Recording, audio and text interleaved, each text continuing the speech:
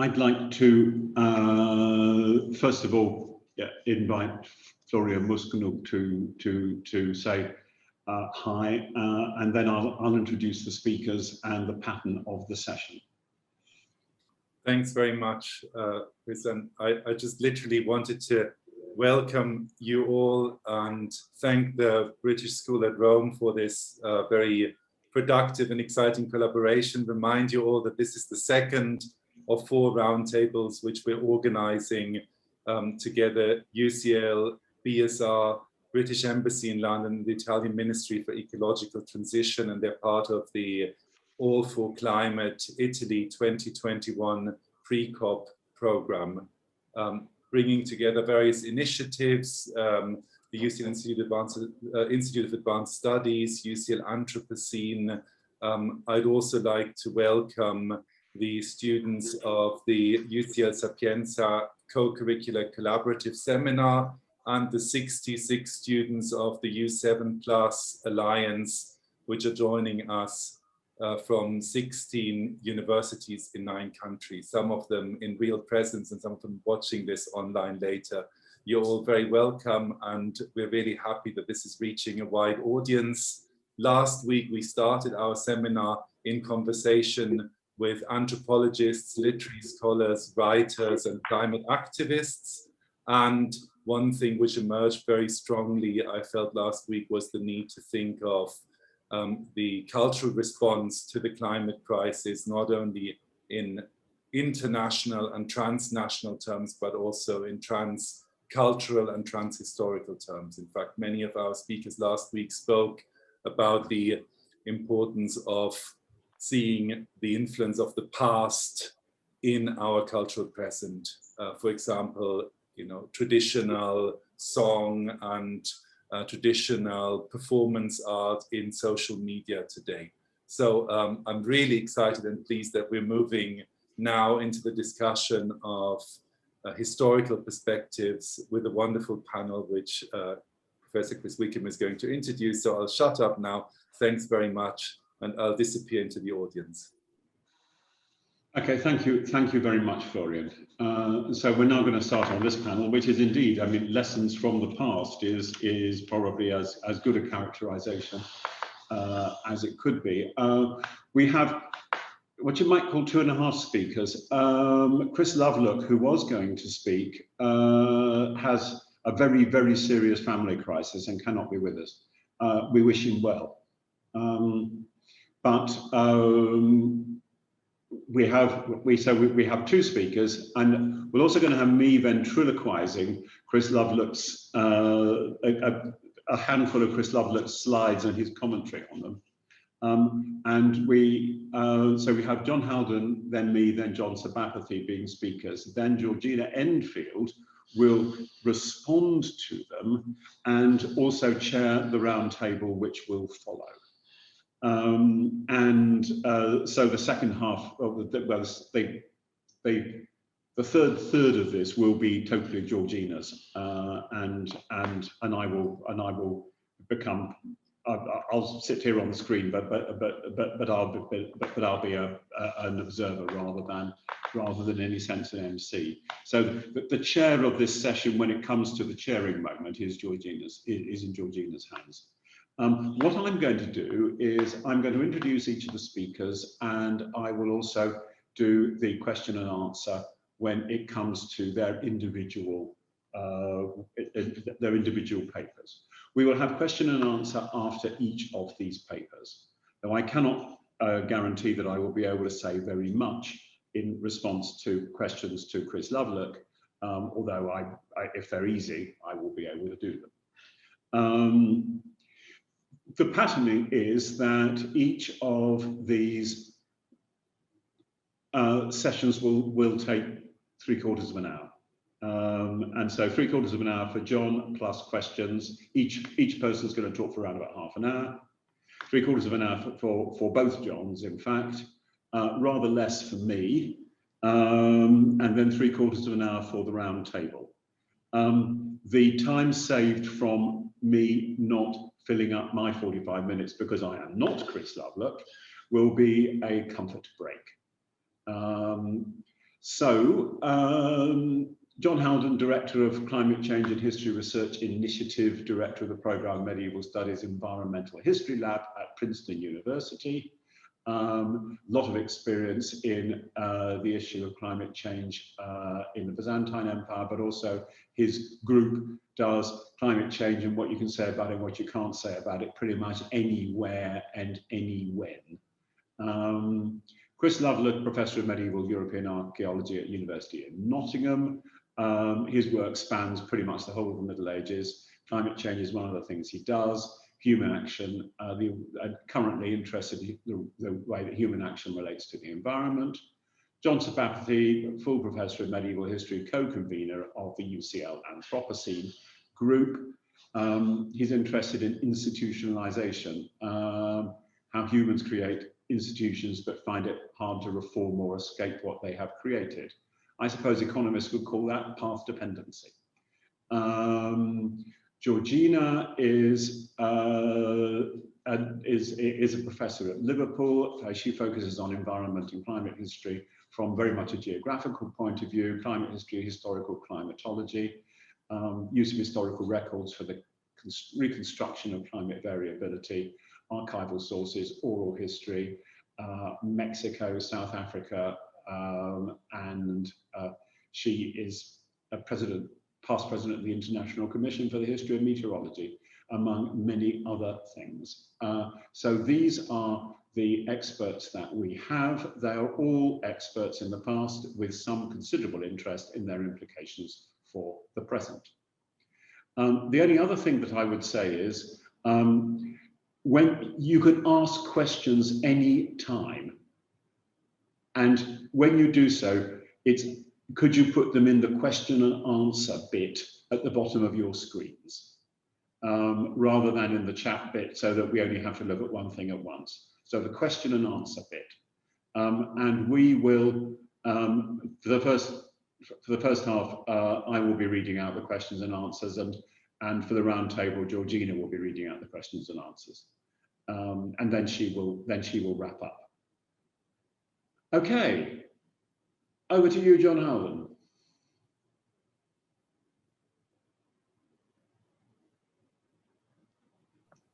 Thank you very much, Chris, both for the invitation to speak and thanks to the British School at Rome as well, and for this opportunity to present some of our ideas about the relationship between current concerns and the past. Let me just share my screen. And can you tell me that that's clear and visible? That is clear and visible. Jolly good. Okay. So as you can see from the title, let me just get rid of this as well. As you can see from the title, I'm going to talk about some ways to approach the question of the degree to which past social and cultural systems have responded successfully or not to various types of challenge, including environmental challenges, but not only those, and the degree to which an understanding of this might contribute to contemporary policy and planning for sustainability and resilience, which is a big but open question. I'm going to begin by looking at two aspects which we need to think about. First of all, the resilience or not of a socio-economic system as a system, and then secondly, the actions of the agents who comprise that system in maintaining or eroding sustainable practices in respect of their environment and their resources. Let me just change the slides.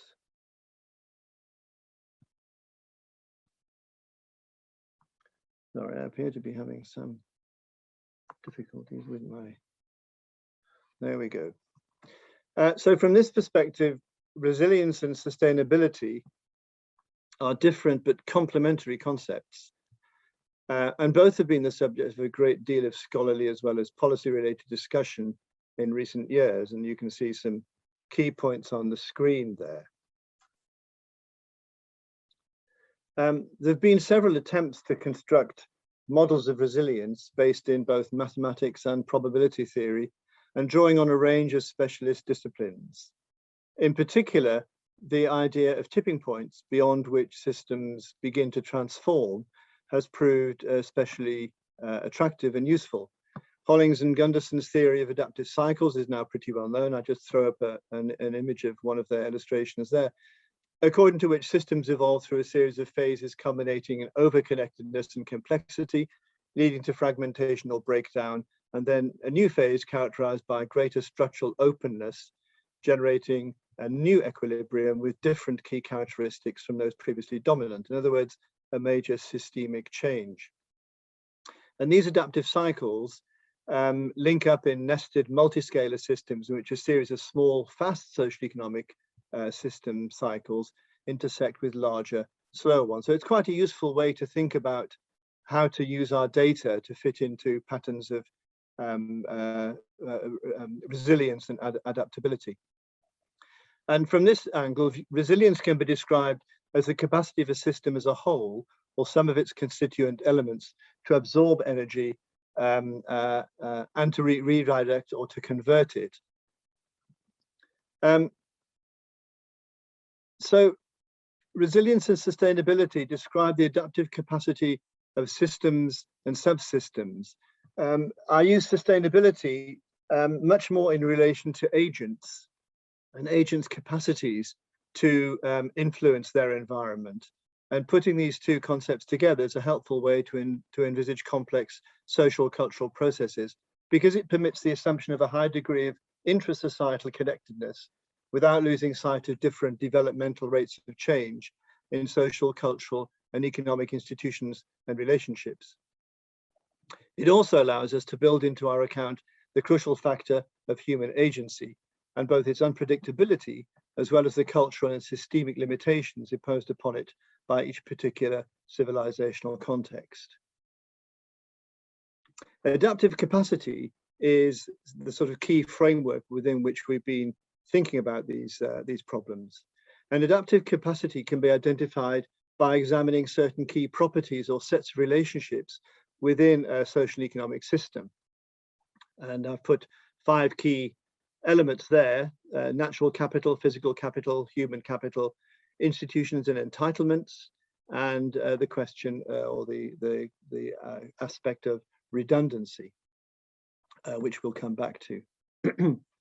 And while this is rather abstract, we can translate these then into specific sets of actual historical circumstances for which we may have empirical or proxy data, as in this list. So we've got geographical and geopolitical situation, climatic and environmental context, organization and infrastructure, political authority and legitimacy, which equals command and control, ideological cohesion and identity, and also the nature and potential of external challenges. And we can ask various questions of our evidence for each of these to determine the degree to which the system in question possesses resilience, and or whether the said system is sustainable and over what length of time. So what's the level of socio-cultural organization which is challenged by whatever event or challenge we're thinking about? What's the nature of this hazard or challenge? What sorts of strategies for confronting or managing which types of hazard did the society in question possess? And what were the short and longer term aims of the different social groups affected by the hazard in the different responses which we can see indicated in our evidence? Of course, scale and connectedness are crucial factors. Complex, extensive systems can use economies of scale and connectedness, for example, to buffer against stress factors. The largest granary warehouse in Imperial Rome, just as one instance, could hold enough food to supply the city's million-strong population for several years. The population of 6th century Constantinople, the capital of the Eastern Roman state, was able to draw on foodstuffs and resources on a pan-Mediterranean basis, thanks to the administrative arrangements established by the imperial government.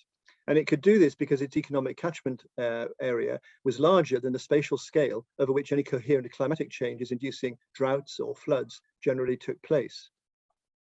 In contrast, of course, less complex and less hierarchical or sectorized systems, while having less spare capacity, have also tended to be somewhat more elastic in how they react to substantial environmental challenges. So there are lessons to be learned from both sides of this equation.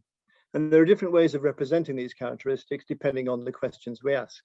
At the level of political systems as a whole, for example, we can represent this graphically as in this slide, where the emphasis is on the dynamics of the interaction between different elements. Or we can produce a Venn diagram where the emphasis is rather on overlaps and redundancies in the system. To make this less abstract and more concrete, and before I go on to discuss historical sustainability in a little bit more detail, I'll illustrate the point very briefly by comparing the systemic dynamics of the Western and Eastern parts of the Roman Empire in the 5th to 7th centuries CE. Just for orientation, for those of you who aren't totally familiar with a map of the Roman world, we can see the full extent of the Roman state round about 400, shortly after it was formally divided into two closely connected but separate halves, with their capitals at Rome and Constantinople. The Roman state was certainly a complex system, as the features listed here very clearly indicate. It was spatially extensive. It had a very high level of role specialization with a complex bureaucracy, as well as in the economic sphere. It had institutional, socio-economic and cultural differentiation and hierarchization at fairly sophisticated levels. But it also had a widely differential form of access to resources and to power, of course. In the course of the 5th century, our sources indicate that the western half of the empire suffered both a loss of territorial integrity, a consequent loss of access to resources, including military manpower, a loss of central political legitimacy, a loss of elite support for the center, and a loss of command and control infrastructure. The reasons for all this can't be reduced to something simple, such as barbarian invasions, if only because it also entailed shifts in economic class relations, long-term changes in urbanism, and in international economic relations, changes in beliefs, ideological conflicts, as well as shifts in climatic conditions, but with microclimatic differences which are very important and often ignored. Still, as a result of all these things, centralized state authority ultimately failed, and it was replaced by regionally legitimate powers of varying political identity, mostly clustered ideologically around a central spiritual authority based at Rome, that's to say, the papacy. I should emphasize the fact that on the basis of the evidence currently at our disposal, and in spite of some claims to the contrary, climate changes were not a major factor in all of this, although they should certainly be counted among one of the factors without which the outcome would certainly have been different. It's important, therefore, at this point to underline the fact or the point that climate is only very occasionally the single most important reason for significant social transformation in the past. And the diagram I've put on the slide is really a sort of explosion of the earlier Venn diagram I showed with the provincial regions moving away from central command control and resource access and so forth. I won't dwell on that too long. But in contrast, the evidence shows that the eastern parts of the state didn't break down, and in the 6th century even recovered North Africa and Italy, which you can see in the map on the left. But in the middle of the 7th century, the Eastern Empire, which we tend to call the Byzantine Empire from now on, did face an existential crisis in the form of the Arab Islamic conquest, and it was hugely reduced territorially, as you can see in the map on the right. Yet it did survive. And when you consider it lost 3/4 of its revenues and probably the same amount of territory, it's pretty surprising. And so we need to ask the question how this was possible. And this is of some relevance to issues of resilience and sustainability. Applying a complex adaptive systems approach, as I mentioned earlier, we can work out where the key differences between East and West lay. And hence we get some idea of how resilience was configured in this or in these states, and what elements required for resilience were absent. Interestingly, there's also an argument to be made, since I mentioned climate, that the minor climate shifts that are said to have contributed to the fragmentation and breakdown of the pan-Mediterranean Roman state in the 5th century were precisely the conditions that contributed paradoxically to its ability to survive in its eastern form on a smaller scale and in different circumstances in the course of the 7th century. One lesson that becomes particularly clear from this case study is that systemic redundancy was a key element for resilience, and thus for structural integrity and sustainability. But it's also important to note that the cost of resilience were borne unequally. Elites were able, through taxation and a range of other strategies, to push the costs onto those least able to afford them, while ensuring at the same time that the burden remained within tolerable limits. In general, however, the greater the costs placed on those who can least afford them, the more brittle the system, and the more likely it is to break down should further pressures develop. And we can see this in lots of historical examples, and this was one aspect, but only one, in the case of the Western Roman state. So I want to return to the links between resilience and sustainability. There are obviously very many different types of reaction to environmental challenges, depending on the nature and scale of the challenge itself, as well as on geographical context, social, economic, and political structure, belief system, types of resource, including technologies, and so forth that are available. And I'd also underline the point, often ignored in some of the comparative social science literature, that the cultural logic of a society is fundamental in appreciating the nature of any response. What people believe, including ourselves, what people believe about the world directly impacts on how they understand day-to-day life, and that in turn determines and frames the range of responses to challenges from whatever source. That's as true of historical cultures as it is today. And although it's really a very banal point, it's surprising how often it's left out of the picture. How effective past responses to climatic variation were depends on whether they are viewed through a modern lens or through the eyes of the society in question. For the latter, hazards and challenges were naturally seen and interpreted, as I've just pointed out, through the then dominant cultural logic or belief system. Sometimes such events were thought to be simply random, sometimes as punishment for sins, such as failure to pay due respect to the gods or whatever, or heresy, whether of an individual ruler or of a whole population, and so on. And there are plenty of examples of such responses in the historical record, both written and archaeological. Sometimes the evidence is largely a question of chronological correlation between archaeological data and paleoclimatic evidence, rather than any explicit and direct causal link. Sometimes it's made very explicit in the written sources themselves, with causal attributes drawn specifically and connecting social responses with natural phenomena. Of course, mostly these practices fail to actually change anything, except coincidentally, which of course naturally tended to reinforce the validity of the practice itself. But it would be a mistake to therefore dismiss them as irrelevant. On the contrary, whether they proved effective in generating what we would regard as practical measures to mitigate the challenge or not, such responses played an important cultural role, reinforcing communal solidarities and identities and relieving anxieties in the face of stress, as well as addressing potential challenges to the status quo. By definition, therefore, cultural responses have political implications for the resilience and sustainability of socio-economic systems. Indeed, virtually all such ritual practices can be related in one way or another to issues of sustainability and resilience, whether political, economic, or socio-cultural. Based on all the evidence and a vast range of broader comparative material, we can make a number of general assumptions.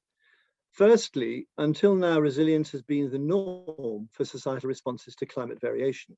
When there has been a substantial short or longer term hazard, whether it be drought or flood or other, the primary problem has been with social vulnerabilities and not necessarily the natural hazard itself. Climate has always played a key role in the evolution of human society, obviously. People have from the beginning had to deal with the challenges thrown at them by the seasons, and more particularly by sudden changes in what they've learned to expect. Secondly, the notion that major climate change always resulted in societal collapse or major transformation should be treated with extreme caution. While it would be reasonable to ascribe to climate a significant role, the idea that climate has by itself caused the collapse of civilizations and empires can be challenged on a number of grounds, not least because the processes of change, when looked at in detail, are often far more complex and inflected both geographically and chronologically than might otherwise seem to be the case. In terms of recovery from serious disaster, just to give you one example, there's also good evidence to indicate that high mortality events can be followed by accelerated demographic growth. And this applies to the effects of drought as well as to other natural impacts and to human populations as well as to animal populations. Data from one case study in Mongolia in recent decades show that even a reduction in herd stock of 75% over 3 years due to cold was made good surprisingly quickly within 7 or 8 years. Importantly, in this case, the patterns of loss and regeneration varied by microregion to microregion, yet the socio-environmental system as a whole proved remarkably resilient to such major shocks.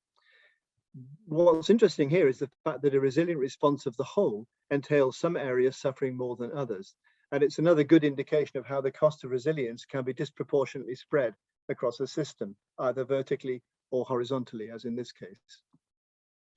Rulers and governments in the past have been most concerned with protecting the conditions necessary to sustain their political and socio-economic relationships and their power. This can include environmental concerns and resource management, of course, as well.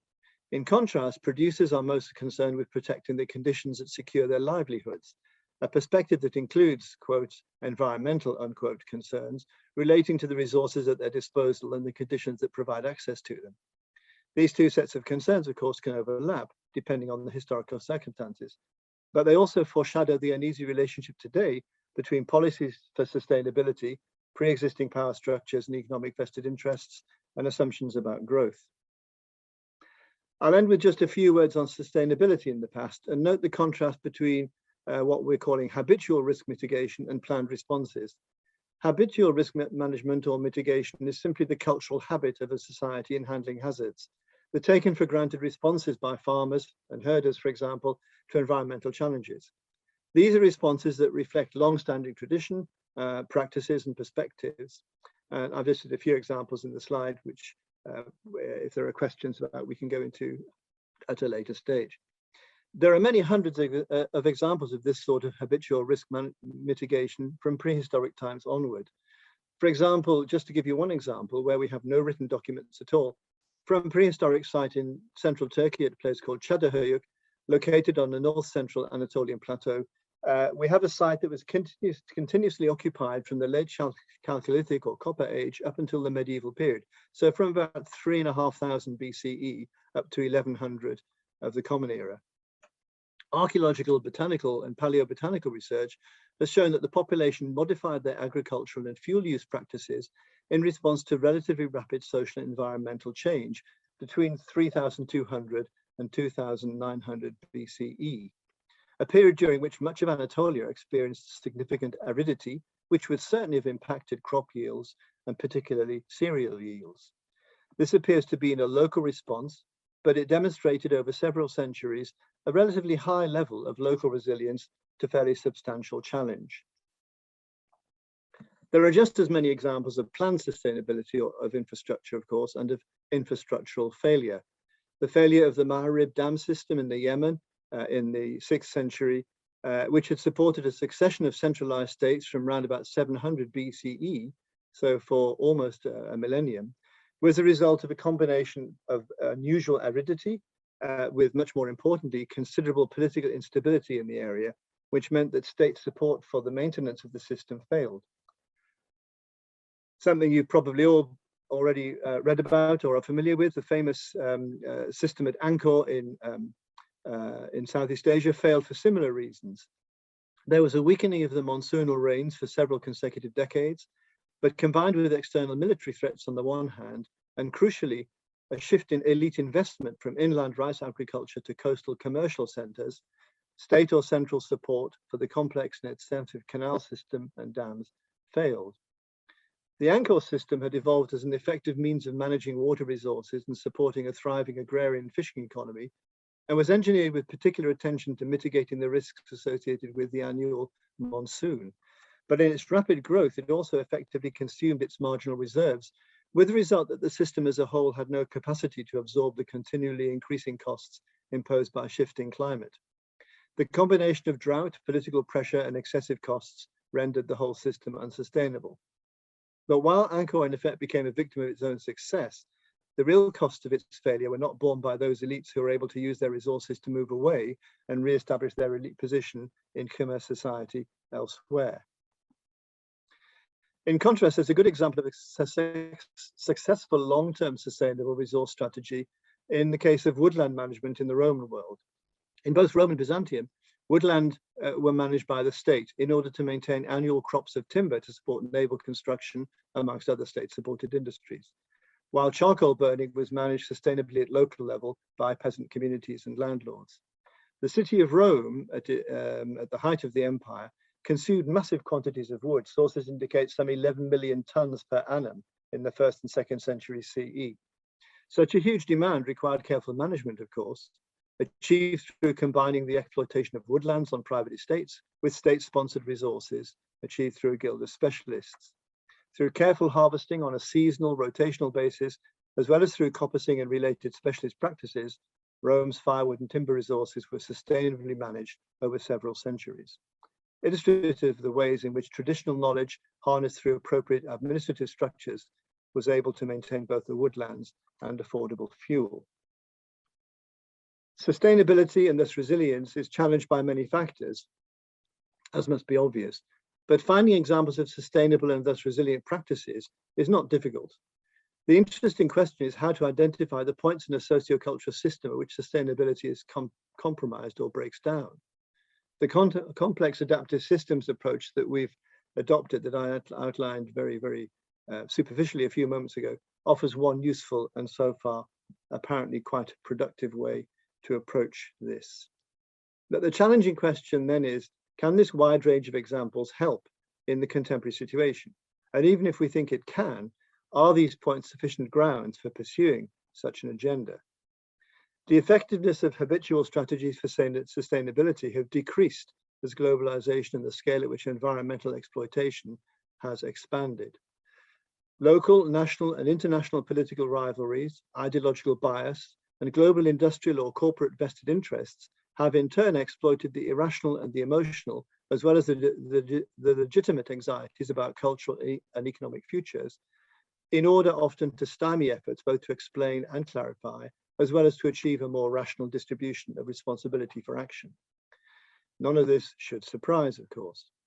Greater degrees of baseline socio-economic inequality at the outset of a crisis are associated historically with less resilience in a system as a whole, a more uneven distribution of the resilience burden, and an increased risk of post-solution breakdown of a given social order. If we take account of culture and cultural agency in past societal responses to sustainable resource management and response to climate stress, it's clear that effective planning in these respects in the present and future can only be built if much greater attention is paid to the cultural as well as to questions of the unequal distribution of wealth than has generally been the case. So in the end, the real problem is one of communication, of bringing this knowledge and illustrative analysis to bear and explaining how and why it can be relevant. And I'll end there. Thank you very much for your attention.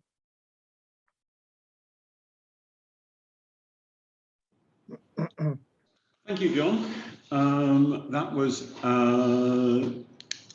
as I would expect, extremely wide-ranging, extremely complex. But the difference between resilience and sustainability, whether or not we use that precise terminology, is going to be at the absolute core of what the rest of this is going to be talking about. So as to let's move straight into questions. Sabapathy Chowdhury, thank you for speaking to us today. You mentioned human agents to achieve sustainability. How do you see the role of women progressing over time as agents of change to achieve sustainability in agricultural and farming practices, particularly in developing countries? Thanks for the question. Yeah, it's a really key question, of course. And I obviously in this context, I only answer in the most general ways. But I think the first thing to take account of is the enormous contribution women make to both the domestic labour scene, but also the maintenance of relationships that underlie productive labour. I think recognition of their role, responses to that role written into both political systems, constitutional law and legal frameworks is an absolute fundamental that still really has to be struggled for. Clearly there are situations in which some of those conditions have been met, at least nominally, but it's the practice that that determines whether or not they actually have any impact. And then I think another point is to simply reference the fact that, you know, after all, half the world's population is fundamentally still in a state of underprivilege and subordination. Whatever we think of contemporary contemporary identity politics in parts of the Western world, these are still far more significant inequalities and problems that we need to deal with. So I don't think we're anywhere near beginning to address these properly on a global basis. And I think part of the problem also lies in the fact that because the global community is so highly sectoralized, both economically and in terms of cultural privilege, it's very difficult to address some of these fundamental inequalities at more than the sectoral basis. And that's simply not going to achieve what we want to achieve if we're to incorporate the global population in a struggle to readdress or re-establish an ecological balance that favors both humanity on the one hand and human society and culture and the environment upon which we depend. Okay, thanks. Kate Roach asks, would you be able to expand on the levels and duration of climate change that the Romans experienced with the current situation in mind? Or is this not something that one can generalize about? You can, good question again. Drawing direct comparison between pre-modernity and modernity is always going to be difficult because of the highly specific technological achievements of the last 300 years, which make our world, even in its less privileged parts, so utterly different from what went before. Having said that, I don't think we can compare the climate situation because although there is evidence at the end of the 1st century BCE and into the beginning of the 2nd century of the Common Era, there is good evidence to show both in the Far East, particularly China on the one hand, but more specifically from the Roman world, an increase in lead pollution as a result of very intense industrial activity. But that didn't influence the climate in the way that modern industrial pollutants have done so. And so the sorts of changes that mainstream centers of population experienced were nothing like the sorts of changes that we're seeing in centers. I was thinking of the recent fires and intense temperatures in northwest Canada, in parts of Western Canada, for example. The other thing to point out is that in terms of duration, the changes that we're talking about tend to occur pretty slowly over more than a century. They impact in such a way as to permit farming communities to adjust their patterns of response. And we've got good evidence for places, particularly marginal areas like parts of the Middle East and the Arabian Peninsula, of how people can respond quite effectively to even quite severe aridity conditions. But of course, then the final point I want to make there is that marginal areas always suffer first and more quickly from shifts in climate conditions, whether they're good shifts or bad shifts, whether they're increased rainfall, for example, or decreased rainfall. And so when we're looking at the historical and archaeological record, it's usually helpful to compare areas which are not marginal with areas which are, and compare the differences in response.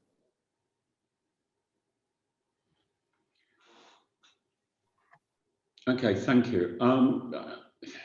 Actually, can I just pick up on this for just one, in a very general way? These are lessons from the past, and people often say that the lessons of the past actually are irrelevant because they happen in a simpler period, in a much more agrarian focused period, and that these days people are less able to adapt quickly, even though in terms of social organization you might expect them to be able to adapt more quickly, but in fact in practice they can't. I wondered what you thought about that.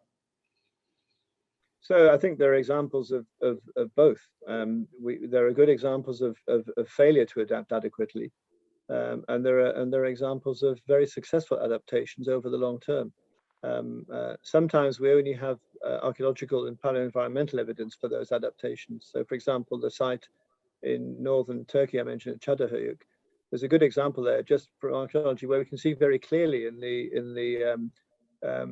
zooarchaeological and paleobotanical evidence, as well as in landscape features, how a community over 200 or 300 years simply adapted to really rather different conditions. And yet, only a couple of 100 miles away, there are examples, again, based on the archaeology, of communities which appeared not to have been able to adapt. And one of the reasons for their failure to adapt, it's thought, is that they were tied into a more rigid political hierarchical system and weren't able to respond flexibly in a way that this freer, inverted commas, community was able to do so. But if we move into much more complex, sophisticated societies, again, I come back to the point I made about 2/3 of the way through. Very complex, interconnected societies have a huge potential to deal resiliently, providing their political and socio-political arrangements permit them to do so, because they have a huge resource base which can often outreach, as it were, localized climatic changes. So you can import things from a productive area to an area that's affected badly. And we know, and you know yourself from your own work, of plenty of examples where that was the case in both the Roman and medieval periods.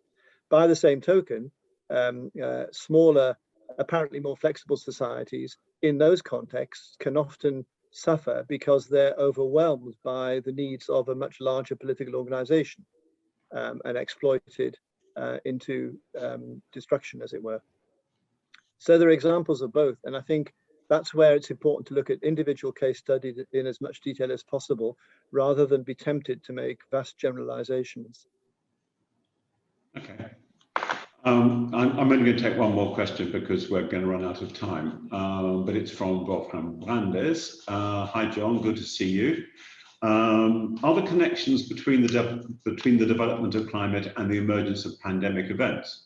One thinks, for example, that before the Justinianic plague, there were some years with no rain. So this is where I would rather concede the field to people who know much more about plague and pandemic.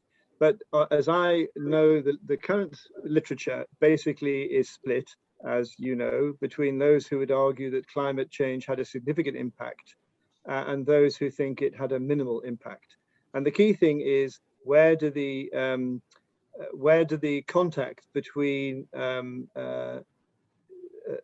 the mammals that carry fleas that transmit Yersinia pestis and human beings intersect, and under what conditions? And there are lots of different types of conditions that can promote the original outbreak, but they're not necessarily the same as the conditions which allow the pandemic to spread. So at the moment, with the Justinianic plague, it still seems really unclear as to where it comes from. Either East Africa is the most favored location at the moment, but some have argued for Central Asia, for which the evidence is much less persuasive. But East Africa seems to be one location. But then the question is, do the climatic conditions of the 6th century favor the transmission of the disease in the way that it's described by some historians? And the answer, I think, from most of us who put a lot of thought into this is not really. I don't think the climatic conditions make much of a difference, particularly because a lot of the case for the spread of Yersinia pestis in the Justinianic period is based on the assumption that the Justinianic plague works like the Black Death, or works like the Black Death. And in fact, the evidence for both rats and flea transmission as vectors in the Justinianic period is really, really, really slim. And so there are significant problems with the whole vector of transmission issue. And that still needs to be resolved.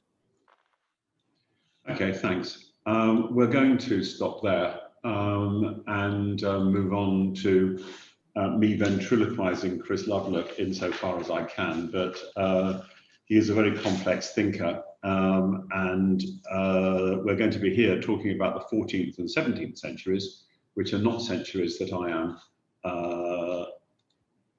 entirely in control of, but I'm going to do my best, and I'm going to share the screen and talk to 4 slides that he has sent me.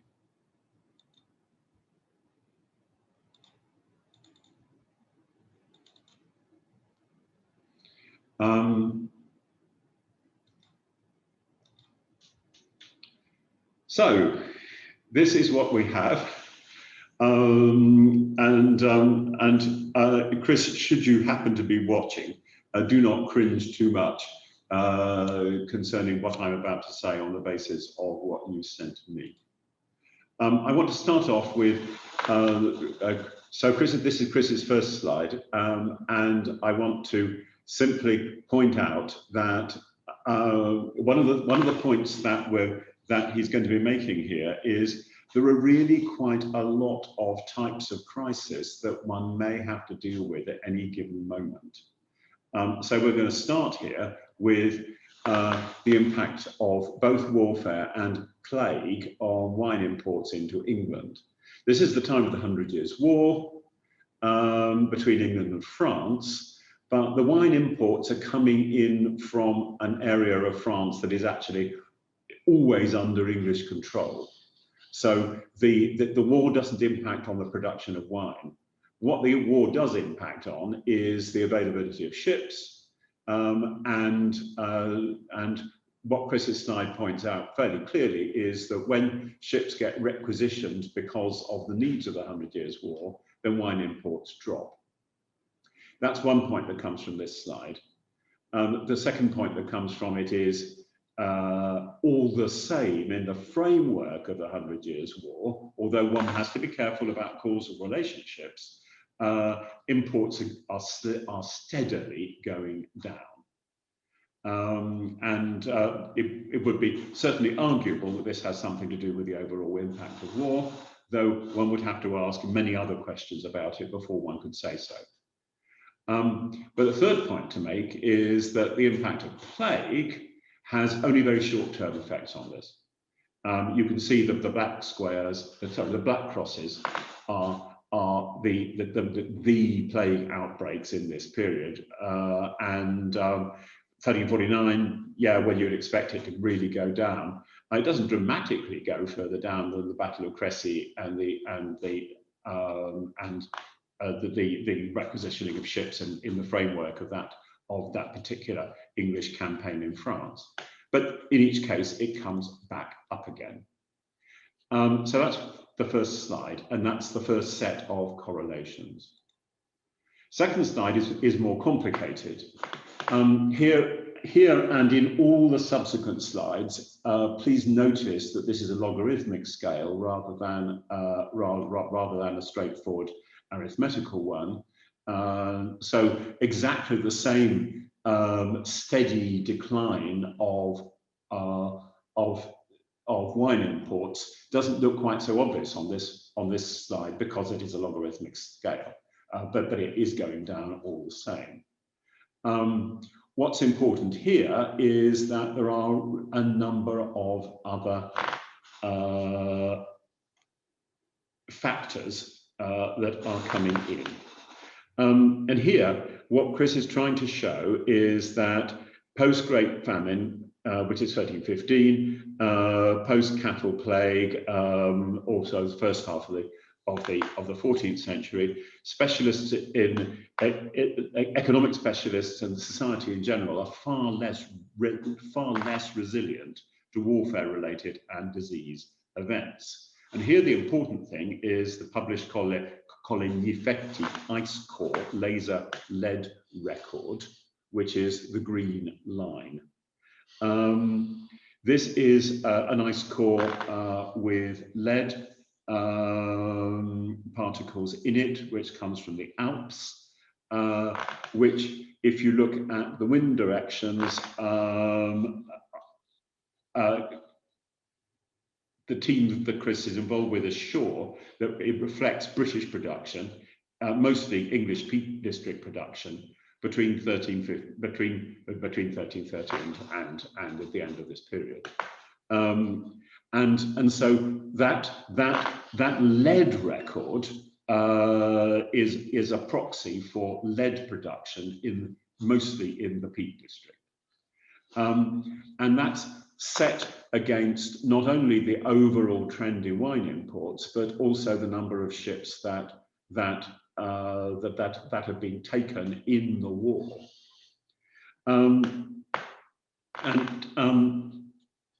The lead and the wine imports plot quite well against each other, particularly in 1346-7, where the requisitioning of ships for the Crécy-Calais campaign and also the plague epidemics drops in both records at the same time.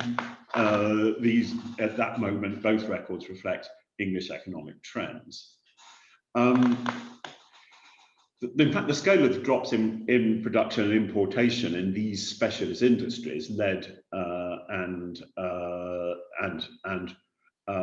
wine, are far worse than the calculations made on GDP by scholars like Campbell and Slavitt.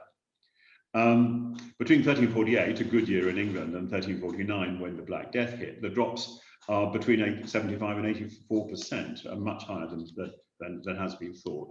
Overall, wine imports continue to shrink, as I've already said, after repeated military requisitions and plague hits. It's only in the 1390s that they pick up again. The actual numbers of ships it reportedly involved in English naval and military transport very much reflect the drops seen in wine and lead. And so that's going to build up into a case study that shows that for key specialist and connecting and vulnerable elements in society, some revisionist ideas that say that the Black Death didn't have significant medium-term impact are not totally true. It depends what evidence you look at. Now that's a set of trends that are not directly related to climate. But the next set, which are focused on the 17th century, do indeed have a climate element to them. And here, the key thing is the fact that this is the period moving into the Maunder minimum at the bottom of the Little Ice Age of the late medieval and modern period through to the 19th century. And here Chris wants to stress that the work is far, far, far less complete. But here, what he wants to argue with relationship to this slide and also the next is that by the middle of the 17th century, society is much more resilient in terms of managing plague impact. The best example, the best elements of this are the next slide. I'll come back to this slide in a moment, where plague is just one small detail in some much more considerable and much more active movements that have potentially other explanations. But he wants to say that society in the 17th century is more resilient in terms of managing plague impact, and also at offsetting risk of climate impact. And here, harvest failures are relevant. You will see on this particular slide that there are the price of wheat as a proxy for the way that harvests go. No, wait a sec. I'm going to run into the next slide. That makes better sense here. Here, the point is that the increased specialization makes certain economic and social sectors more vulnerable than in the 1330 to 1360 period. Again, we're certain that in the 17th century, it's a primarily English Peak District record at Coligny Fetti. So he's again using the published lead record and plotting it against the wheat price proxy for England, particularly for Cambridge, and they are almost identical. He then plots periods of warfare, and also years with poor harvest and their percentage below the average yield. And here he wants to show three things. First of all, plague is no longer a driver of decreased lead production or rises in wheat prices. The population of England here manages plague by controls on movement, closure of markets, social distancing. The 1646-7 Newark-Nottingham outbreak is a good example of this epidemic management, a bit like 20th century management of COVID before vaccines. Secondly, warfare, again, particularly the English Civil Wars and the Anglo-Dutch Wars, drive down production, largely because access to the Humber export region is disrupted in the Civil War, and the Dutch are the main export partner for the Peak District lead industry.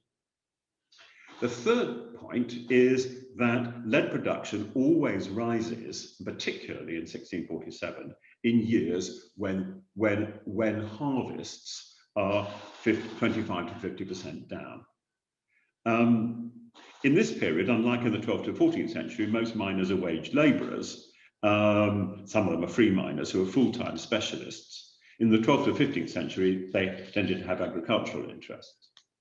The lack of that means that there's much less of a direct tie to agricultural production, and the Peak District is reliant on imported cereals. That makes professional miners more vulnerable to price fluctuation and harvest failures. Their response is to produce much more lead as a resilience measure. Now, there's a dramatic increase in harvest failures because of the Maunder minimum, but it's also worth saying, and this is an added edge, that Royal Navy ship logs published in 2010 have been used to demonstrate a 30% increase in easterly winds from Siberia between 1650 to 1710. That increase in easterly winds also disrupts the normal wind direction that transports lead to the Coligny-Fetti glacier. And in fact, he can show from National Archive records in England that the actual quantities of lead produced in the failed harvest of the 1690s are as big as the 1647 peak, but the easterly winds have interrupted the normal delivery from the Iceland low pressure system. He adds one or two curlicues, and I want to add a couple of curlicues at the end. First of all, some years have missing records, and as indeed they do in the 14th century. There are no recorded lead productivity figures for 1646 to 7, although there are for years on either side. Georgina recently published a paper on the impact of water drainage on peak lead production, and she plotted the production figures for either side of this, and so she will know that. But the lead production patterns and their fluctuations map onto an impact of war and coal-related harvest failure rather than onto new drainage. So it's the lead production, it's lead pollution record that tells the real story for 1646 or 7, and it fills a blank in the historical sources. But actually, what has been seen as a lack of survival of the sources may actually reflect a resilience issue, because the levels of mining and smelting reach a point where the court officers at Worksworth, the accounting officers for lead production and taxation, are overwhelmed by the quantity of about 25,000 miners, many of them just demobilized from the end of the First Civil War, because the lead producers fought all for Parliament. And they're increasing their lead production to offset the impact of the failed harvest. In fact, Chris wonders whether simple lack of survival issues for earlier periods also may be the overwhelming of accounting and recording infrastructure. And this certainly means that the geoarchaeological record is extremely important to place alongside textual evidence and the gaps between them. But he's arguing that we get many fresh insights into the potential reflections of societal and governmental resilience in the face of climate and epidemic shocks, and the shocks that humans produce for themselves by warfare, and the combinations of them, as they often seem to ride together, as the medieval images of the four horsemen tend to portray. A nice point to end here. And I just wanted to make one final point about care about conclusions, which I think is also a consequence of that very complicated set of structural changes across time that Chris Lovelock is setting out in these graphs. Every element of these graphs has a potentially different explanation. 17th century east winds, who knew? You have to have many trends to be absolutely sure which trends are actually causal. So here in the 14th century, Chris Lovelock's got 5 separate variables: war, plague, wine imports, the takings of wine ships, and lead. And you might say it's 6 in the combined shock as effect on record keeping. In the 17th century, he's got 6: climate, plague, wheat prices, harvest failures, political events, lead again, and wind. And then again, the shock on recording. If you only got 2 or 3, it's not actually going to be, it's potentially not going to be reliable at all. And that's a problem for people who just have potentially monocausal explanations for events. And that brings us straight back to the issue about the relationship between climate and resilience, because climate you might be able to track, but resilience is multi-causal. And I will stop there. Now, as I said, I'm perfectly capable of inviting comments, but I'm not necessarily going to be able to answer them.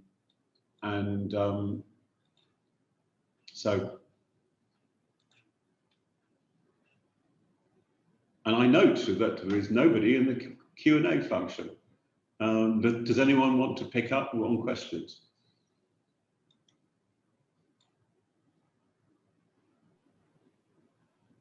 Yeah, Georgina. Okay, just a quick one. I'm really interested in the lead trade. Did a little bit of work on lead mining SOFs recently, which are the underground drainage systems to drain water out of lead mining regions, including the Peak District. And so there's a whole network of SOFs, these underground drainage ditches underneath the Peak District, which are really interesting in terms of heritage features of their own right.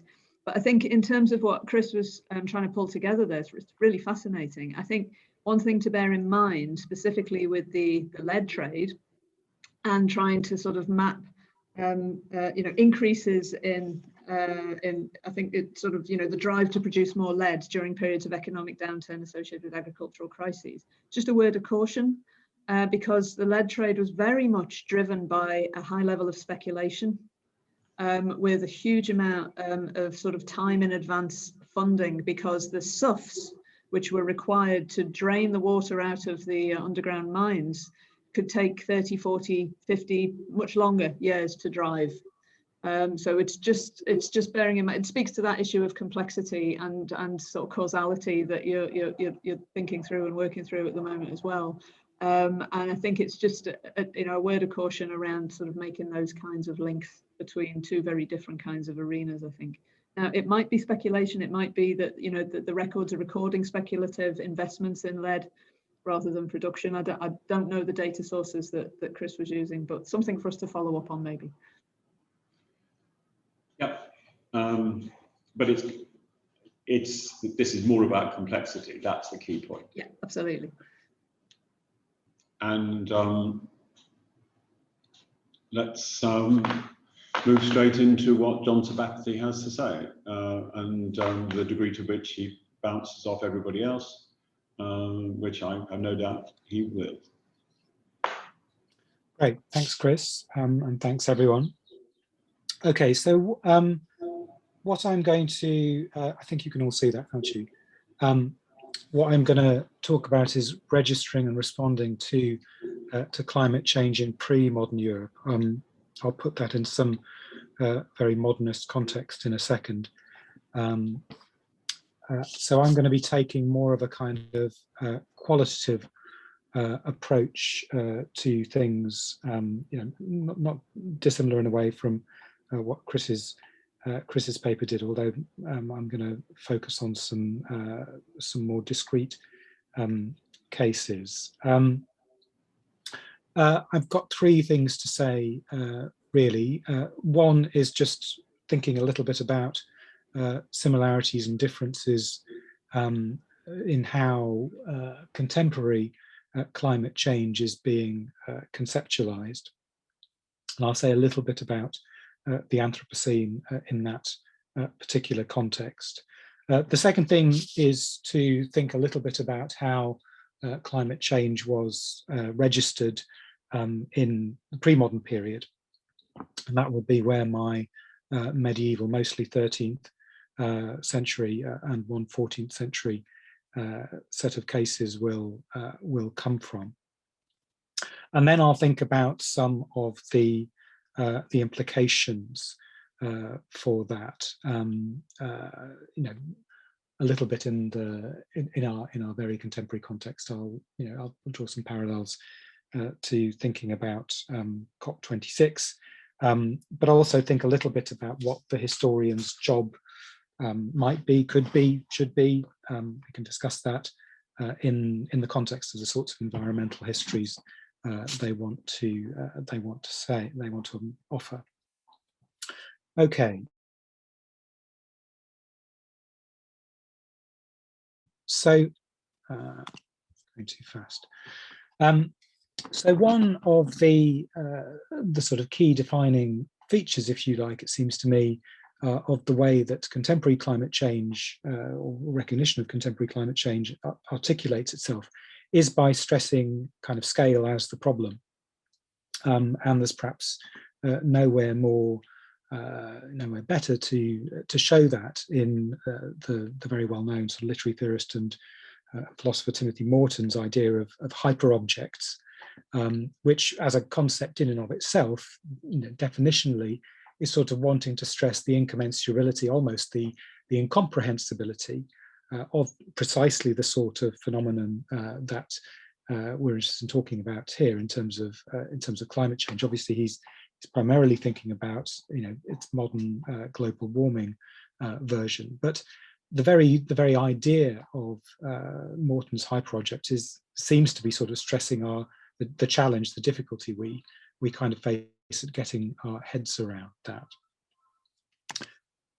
Now, one way of articulating that and trying to get one's head around it is the old idea of the Anthropocene itself, which is, of course, the geologist's response to the question of scale in relation to human impacts on the environment. So the idea that we are now planetary geological agents, and the whole question of the Anthropocene is the question of whether a new epoch should be tacked on to the end of where the Holocene goes, and that's what we're in at the moment. The Anthropocene working group, the subcommission on quaternary stratigraphy, recently decided that this was the whole idea of the Anthropocene from a geological point of view was a useful, valid geological point of departure, and also further that the mid-20th century was the marking point for thinking about it. So the Anthropocene working group at the moment is looking at a whole set of mid-20th century candidate sites for thinking about where might be the particular golden spike measuring point in time and space to judge that the Anthropocene by this point has got underway. Much historiography trying to engage with the scale of climate change in this kind of context has, understandably enough, come from modern historians, and Julia Adeney-Thomas is an excellent exponent of that, and her book with Mark Williams and Jan Zalasiewicz, which recently came out. So Zalasiewicz very closely involved with the Anthropocene working group, stresses very much the unprecedented, as you can see, the unprecedented newness of the phenomenon, the massive nature of the scales and the sort of qualitative shift that needs to go along on this argument with the sort of paradigm that's being offered by the whole idea of the Anthropocene. I'm not per se interested in this paper in sort of arguing the merits of the concept in and of itself. What I'm more interested in doing is pointing towards the way that this idea in and of itself is stressing difference and stressing scale, its ability to comprehend scale as a way of understanding the nature of climate and the depth of the different sort of stacked causal connected chains within it. That whole idea that the needs to, or the solution of scale is the best way to understand this, and this assertion of unprecedented change is one that's interestingly been critiqued by Joyce Chaplin in a recent, very interesting recent article, where she argues in effect that because many historians who've been involved in this debate have come from a modernist kind of perspective, they've tended to exaggerate the novelty. As she says, the element of scale is assumed to be unprecedented and therefore hard for humanity to confront. These assumptions are not, however, accurate for the whole span of human history. Rather, they continue to reflect high modern assumptions that human control of the natural world should be the default. Comprehension is supposed to yield a manageable and predictable future, because many of the scholars who initially addressed the historical dimensions of the Anthropocene had taken as their focus modernity, if not late modernity. The first layer of response to the topic has not been entirely helpful in situating it within the fullest understanding of the human past. And I think in that kind of context, you can see where the value of the sort of much broader longue durée perspective that John Haldon and Chris talked about can offer valuable sorts of insights. So in the context of trying to think about how far comprehending climate change matters for adapting to it, this seems to me to be an interesting, an interesting conversation and argument. If we turn then to pre-modern registration of long-term environmental change, what sorts of things might we find? What sorts of examples might we focus on? I'm just going to focus on Europe, and the map is Le Goff's. The comments really are from Patricia Crone's very interesting book, Pre-Industrial Societies, where one of the things she stresses is the kind of self-contained coherence of the Eurasian stub of Europe in terms of the geophysical features that make it up. Certainly, if we think about pre-modern registration of long-term environmental change, and this will come as no surprise to anyone who knows anything about it, we find, of course, an enormous level of sensitivity to all of that, as you'd expect in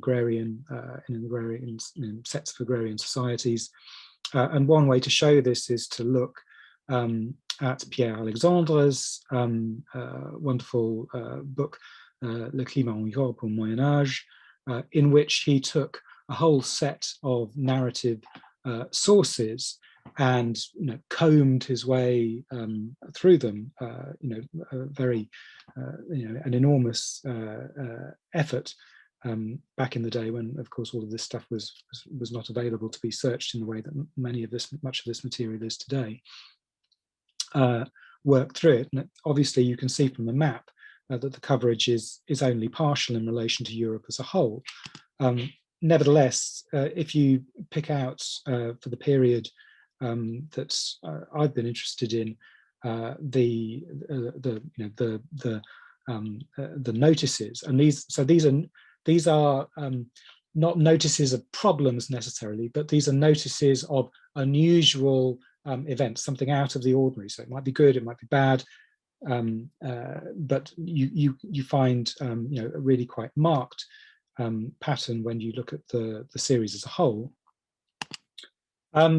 If one wants to, what one obviously also needs to do is to think about that in a more variegated way and to try to break it down.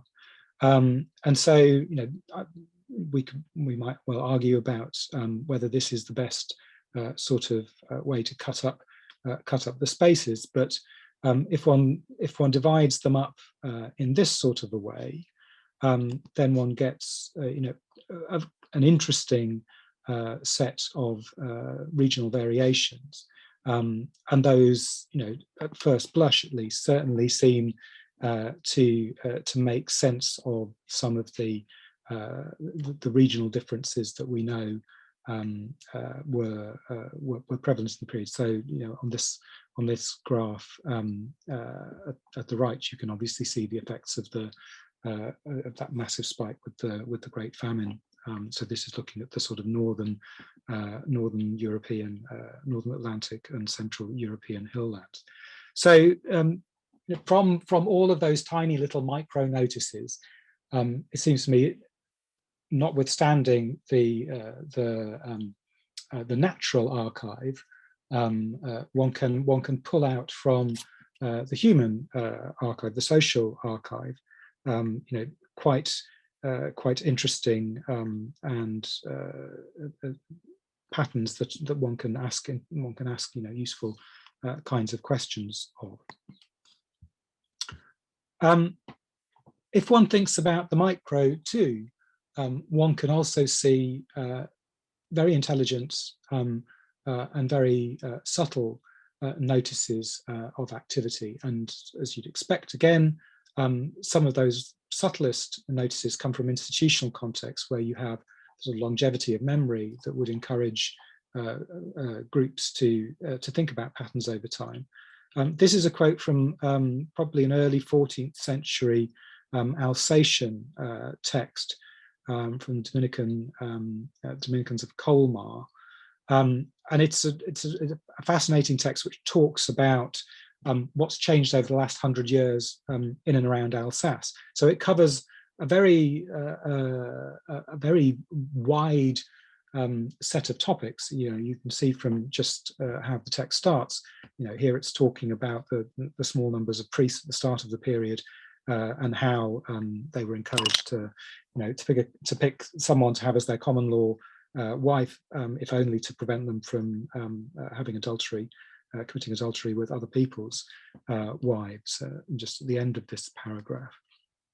But one of the other things one gets in this text is really quite interesting sort of notices about wider environmental change, both in terms of broader climatic conditions. Middle paragraph, floods and rivers were not as great then as now. So there's a sense of things having changed in this broad, in this really quite long period that the chronicler is looking at, as well as changes in, for instance, the forest coverage and the cultivation implications of that. And further comments later down at the bottom of that of the slide on levels of implicit levels of deforestation over the period. So one can find really very subtle and sensitive instances of registration of environmental and climatic change. I want to focus, secondly, on someone who one might describe as a sort of 13th century James Lovelock. That's the Franciscan Roger Bacon, very well known to historians of science. The Lovelock comparison doesn't seem entirely fanciful to me. Something of a maverick, working both on the margins of things, but then also very much kind of involved with state, if you like, apparatuses. This is a guy who's, at least for a time, got the ear of the papacy and is writing very complex sort of texts for them that talk a lot about geography as much as anything else. But also someone with a kind of global theory of climatic change, if one can put it like that. Now, so this is moving very much from the micro to the macro. Now, the model, the validity of the model in our eyes is not really what I'm interested in focusing on. What I am interested in focusing on is the scale of Bacon's interpretative model, which is one that thinks about large-scale climatic change and variation. He's doing that through a theory of planetary influence, so a theory of universal radiation, if you like. Planetary bodies produce particular sorts of radiation. That sort of radiation has a particular character because of the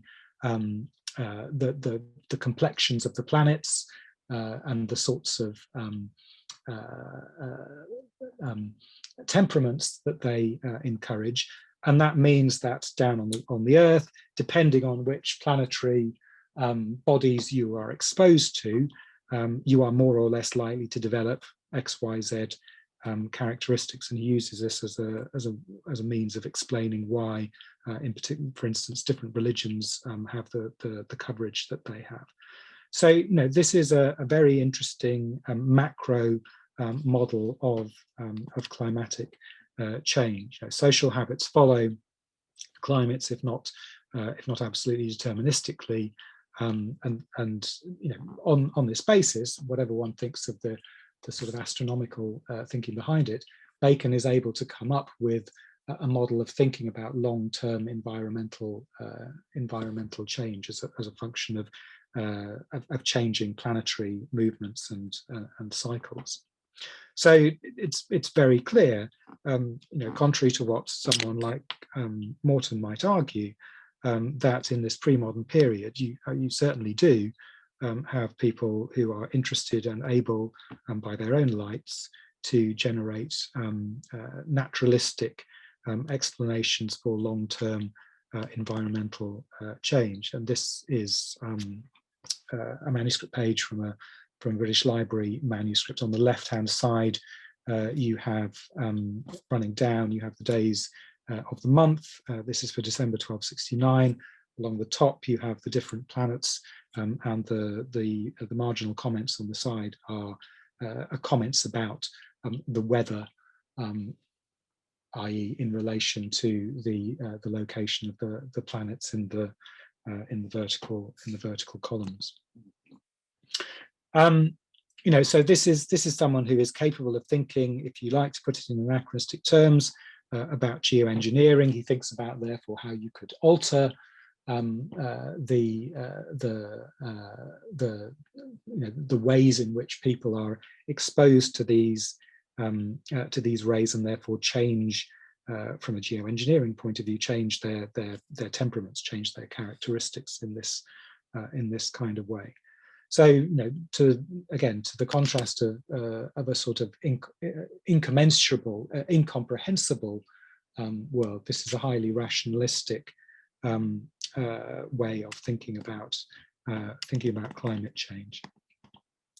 My last example is, sort of just tacks on to the start of the period that Chris was talking about on the other Chris's behalf, namely the Great Famine at the end of the first decade of the 14th century, and the so-called Dantean anomaly, the idea that in and around Dante's death in 1321, you have a particularly sort of volatile period of climate change. And this is really speaking to this issue to do with causation and correlation. You have a sequence of very serious environmental effects leading to what Philip Slavin has called arguably the single harshest subsistence crisis in Europe in the last 2,000 years. And one can track, as Bruce Campbell and others have done, the correlation between harvests and even using the English records, things like criminal cases. That's the bottom right-hand graph in this slide. So there's been a lot of work that's gone into documenting the correlations and thinking about what the kind of causal factors might be there. Again, in terms of thinking, if that's sort of layering the sort of scientific archive on top of a set of archives derived from records that are not primarily interested in a self-conscious, self-referential thinking about climate. What does one see when one looks at sources where people are trying to do that? This is a period in which there's an interesting sort of efflorescence of poems in English, where the famine hits hard, commenting and thinking about the interrelated nature of both the famines, the dearths, the harvest failures, the disease, the animal disease that is going on, with the wider context of war and the like, kind of gearing up to what to the 100 Years' War and things like that, as Chris was talking about. So this is the start of a poem, often called the Simony, and what it's very much stresses is why that happens. Why war, and this is how the poem starts, why war and chaos, manslaughter comes to the land, why hunger and dearth has taken over the poor of the earth, why beasts starve and corn has become so dear. You that will stay, listen and you may hear the reason. I won't lie for any man, so ever wants can listen. Now the reason the poet goes on to explain is covetousness and simony. But what is very interesting, so it's a moralizing poem from that point of view, although that's not to immediately discount that may have been a problem, and it goes through a whole series of diagnosing political problems and bureaucratic administrative problems. But if you like, the problem of when these poems how precisely they ought to be allocated to a particular period, they've had various sort of allocations over in the scholarship. Also mirrors the question of how tightly some of the human political social problems should be kind of paired with the climatic material. John Madicott, who's worked on these, has suggested that this is not at all, these sorts of poems are not at all accidental, that the new literature of protest emerged because there was more to protest about, and he includes in that the climatic crisis and things. So just to conclude, how far does comprehending climate change matter for adapting to it? Well, plainly past societies have comprehended climate change at both a micro and a macro level, however different those models may have been. Plainly, also the shape of that comprehension of climate makes a significant difference to the nature of the responses. And equally plainly, however, comprehending climate alone is not the only thing which matters when responding to it. Bacon himself can be used, Bacon himself can be used as an example for that. After he sort of loses the ear of the Pope in and around 1272, he writes a text called The Compendium of the Study of Philosophy. This is in the run-up to a major European council, an ecclesiastical ecumenical council, which is being called to deal with a set of perceived geopolitical problems that Europe is facing, at least from the papacy's point of view. And Bacon, in this text, offers a whole set of diagnoses of failure about why his, if you like, climatic solutions of how to improve the state of Europe have not worked out. So and the reasons are entirely institutional, entirely political. So my point here is really that we're about to have, in a few months' time, another major reforming council, if you like, in the face of perceived existential crisis. In both of these councils, in 1272 and 2021, climate is a major concern.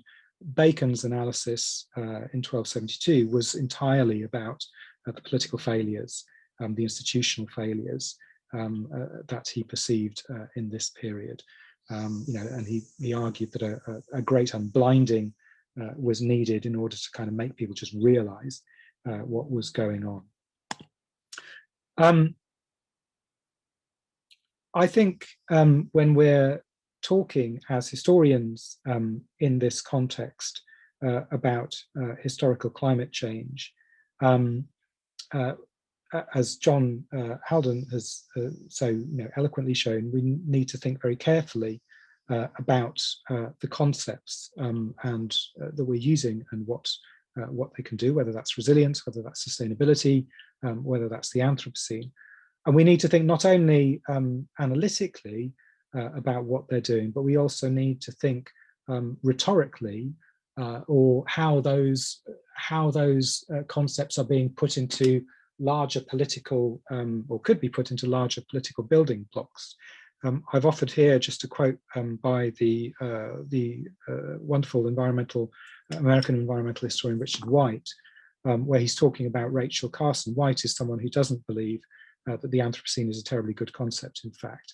But in talking, he's talking about Carson's use of languages of war, and commenting, very interestingly, I think, that the argument in Carson becomes to some extent metaphorical, and the side with the best metaphors wins.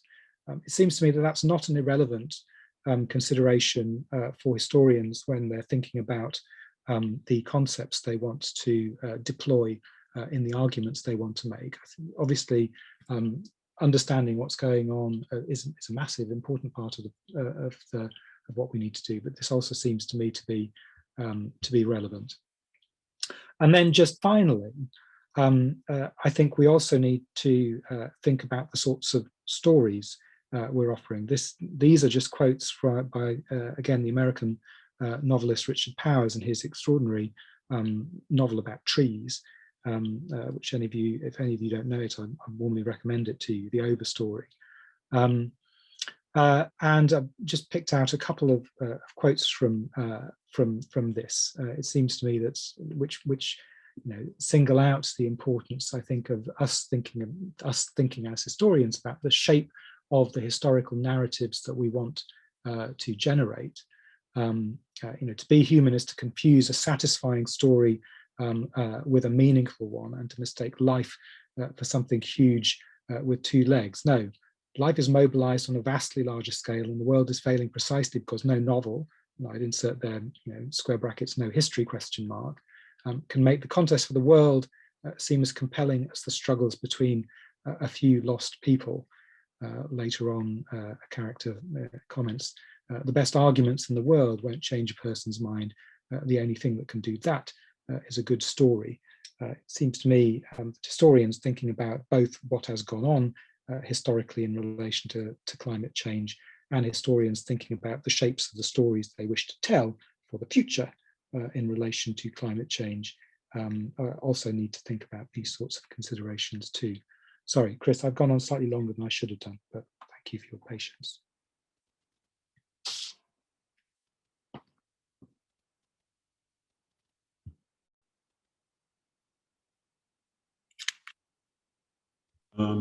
You set it out as clearly as anything, and you related it directly to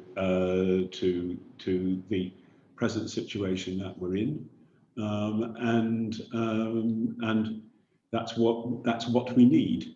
I've got a couple of questions for you that have come up so far. In Bacon climate theory, climate change and variation is not due to human action. Do you know of any other pre-modern authors claiming that human action, for example, deforestation, has an impact on climate change? Could you hear that? I'm just trying to look through the questions, Chris. Are you okay? Right. Okay. Yeah. Okay. Yeah. You can see the questions too. Okay. Sorry. In Bacon climate theory, it's not due to. Do you know other pre-modern authors claim it's human action? That's an yeah. Well, I mean, I mean, Villani's account of the flooding of the Arno in the 1330s would be a well, it depends what. I mean, that's climate change. I mean, so Villani argues that it's to do with how the Florentines have been, you know, what the Florentines have been doing in the Arno that causes the flooding. It's not acts of God or sinfulness or whatever on the Florentines' part. I'm not sure if that's quite the question the Adeline is asking. But certainly, if the question is about naturalistic, scientific explanations of climate change, I think one can see that. Whether one's talking about, I mean, obviously the climate, you know, Bacon's climate model is a very extreme one. Although I mean, that is a perfectly scientific explanation by the lights of the period, and his view to do with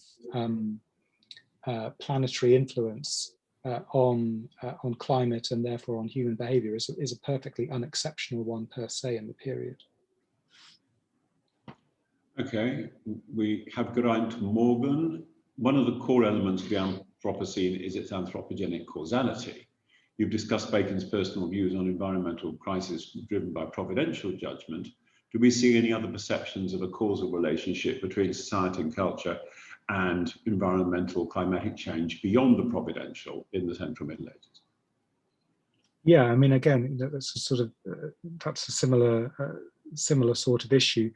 I mean, I think so certainly, I mean, for instance, with the Black Death, I mean, obviously just a few, you know, in the middle of the century, you get, you know, a very broad range of responses to that, and some of them absolutely are religious ones within that explanatory idiom. But you know, many others are thinking about you know, scientific ways of explaining that, and offering ways of diagnosing it within sort of naturalistic confines, you know, that we would recognise in that way. I mean, I think these aren't either or alternatives though in the period to explaining things. These are often things that travel alongside one another, and they're not necessarily shouldn't necessarily be assumed as being mutually exclusive. There are, and you know, even when it comes to looking in far less elevated contexts, you know, in terms of, you know, agricultural practice, you know, you can obviously see people making changes to actual practice on the ground that isn't reaching for these more elevated explanations. I mean, that seems plain too. I suppose that, I think this is me rather than anything else. I mean, I suppose the point about the providential is that it's an ultimate cause, but actually you don't deal with the ultimate cause because it's not under your control. But the ultimate cause causes the immediate causes, which you might be able to do something about.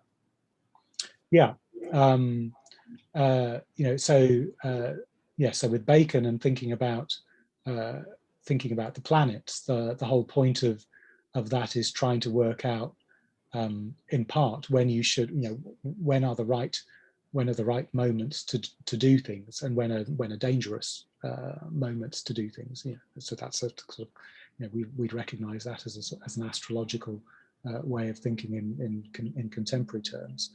But yes, you can't, when people are trying to address that ultimate aspect, the one reliable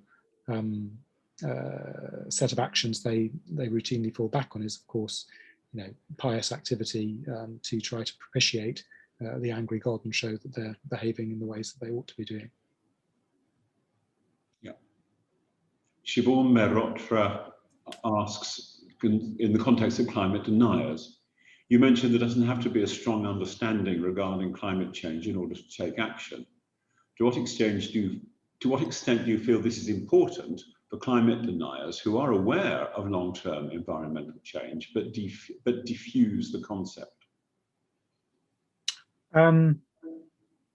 Well, I guess there perhaps Siobhan is thinking about the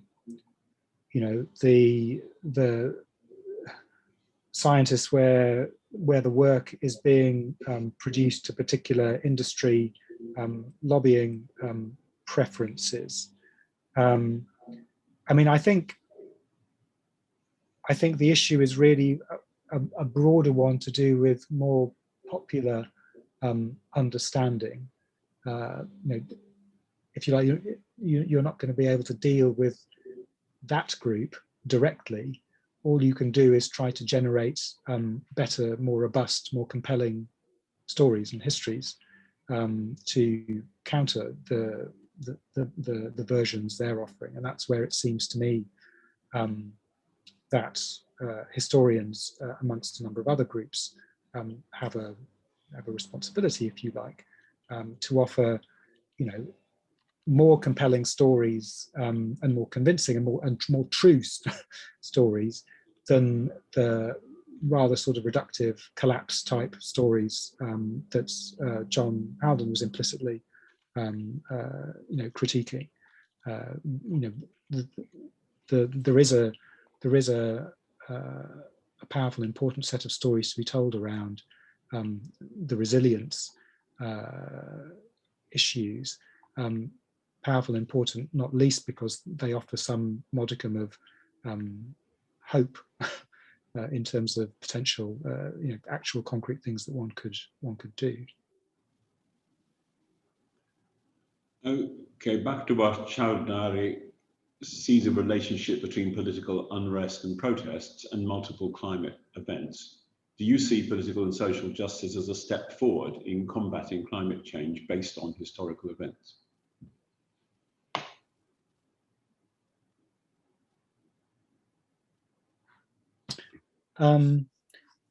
If the question is one about, so if one thinks about those English poems of protest, I certainly think that those are coming out of, in all likelihood, a very educated clerical milieu. They are sympathetic to the plight of the most vulnerable in that resilience crisis, but they are ventriloquizing their feelings on their behalf. With what degree of accuracy we can only speculate, but it certainly, I think they certainly then that tendency certainly seems to go on to me to feed through to protests and activism, if you wish to use that word, that one sees later on in the century, following the Black Death in relation, say, to the Peasants' Revolt. So it certainly seems to me that that is obviously an important kind of factor, and one can find analogies and parallelisms in the past for that sort of pattern of consciousness raising, again, if that's the phrase one wants to use, in response to political, ecological crises that given societies experience.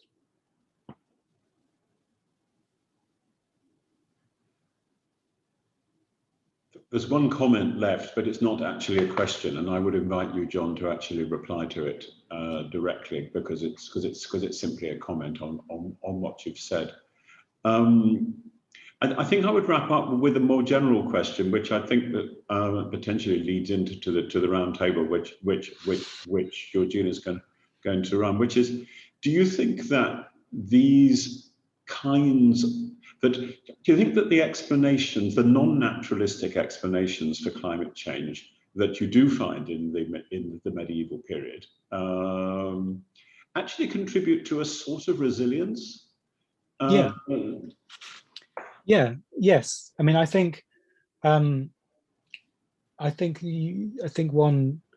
and this very much sort of keys into what John was talking about earlier in relation to culture.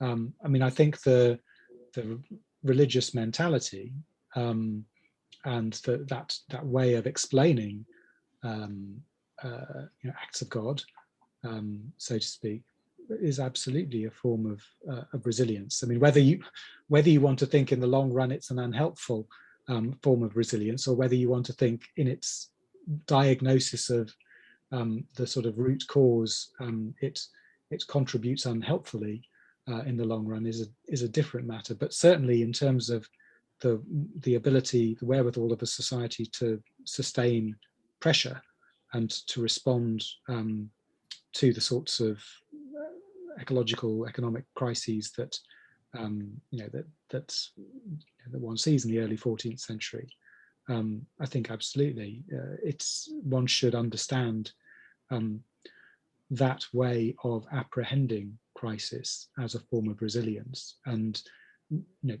what's very interesting about it, and it's useful to think of in contradistinction to our own milieu, is the communal, self-consciously communal way in which that way of understanding a crisis as being a spiritual crisis then generates solidarity amongst people. If one contrasts that, to draw the supermodern parallel, if one contrasts that with the rather thin generation of solidarity that we've experienced through COVID, where the best thing the British at least seemed to be able to come up with was banging pots every Thursday evening. That does seem to me to be an interesting contrast in terms of how your ability to diagnose an environmental problem then generates solidarity within the group that is experiencing and articulating it to one another. That does seem to me to be an interesting contrast. Okay, thank you. And I'm now going to hand over to Georgina. Thank you very much indeed, Chris. I hope everybody can hear me. And thank you for the invitation to chair this bit of the session today. And I've very much enjoyed all the presentations and the speakers. Incredibly rich set of thoughts for us to think through. Now, I can't possibly do them justice. It was the first time I've seen these presentations in full, but I have pulled out some cross-cutting themes while listening that are just from a sort of personal reflective perspective, and then some potential questions and provocations so that we can get some conversation going in the 40 minutes or so that we've got. Okay, just if I may begin, I think there's various intersecting themes emerging from the presentations that were delivered this afternoon, which I hope will form the focus of the discussion over the next half hour or 40 minutes or so. I think all three presentations have shone a spotlight on the value of arts and humanities and potentially social science approaches also, obviously, to understanding climate change implications and highlight why climate change is not just the purview of the sciences. They show how arts and humanities and social science scholarship can, in Mike Hume's terms, serve to reculture climate and contemporaneous meanings ascribed to climate and climate change, complicating the idea of climate and the idea of climate change and seeking new social understandings, criticisms and practices. You've all shown that what people make and have made of climate and climate change, and what they do about it are very complex cultural matters within a matrix of narrative, specific meanings emerging in and from particular times and places. And the notion of climate is thus increasingly complicated, but also very much a cultural as well as a physical process. I think there is a lot of work emerging around comprehending climate change by making it more particular, just thinking about the way in which John S. Was speaking about, the scale of trying to understand the scale of the sort of meta challenge that is climate change. So there's work emerging that focuses on the particular, the local, thinking about climate change through sort of local weather. And we might come back to that shortly.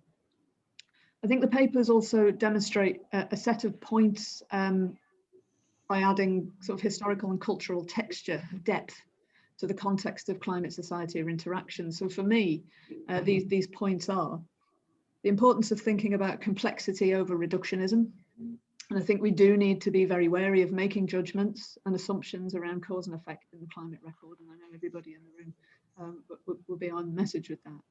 However compelling and palatable the arguments may be, and particularly in terms of thinking about conveying messages, messages are easy to convey when they're reduced to cause and effect, but actually we're dealing with incredibly complex sets of socio-economic, ecological, environmental, demographic, political kinds of parameters in the case studies that we've talked through today.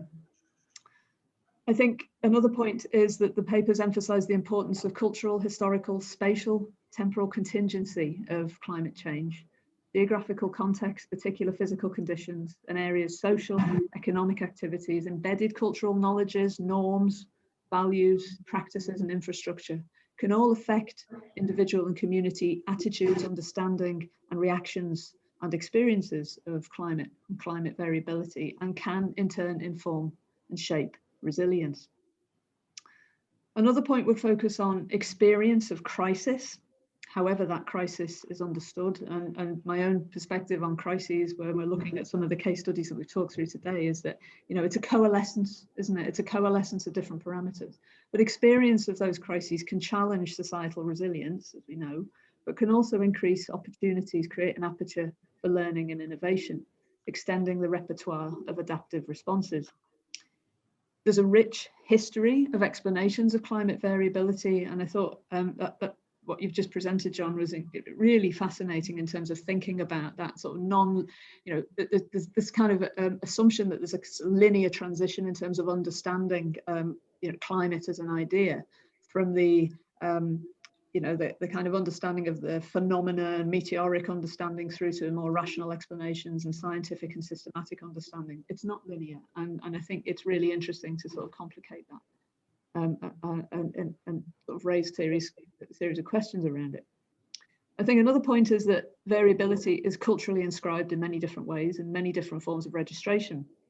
And there's a long-standing interest in trying to understand and find patterns and trends, whether it's reverting to the oldest person in the community who can remember the worst drought in history, or whether it's looking at the way in which events or variability are described or accounted for or explained in poetic form, as you did.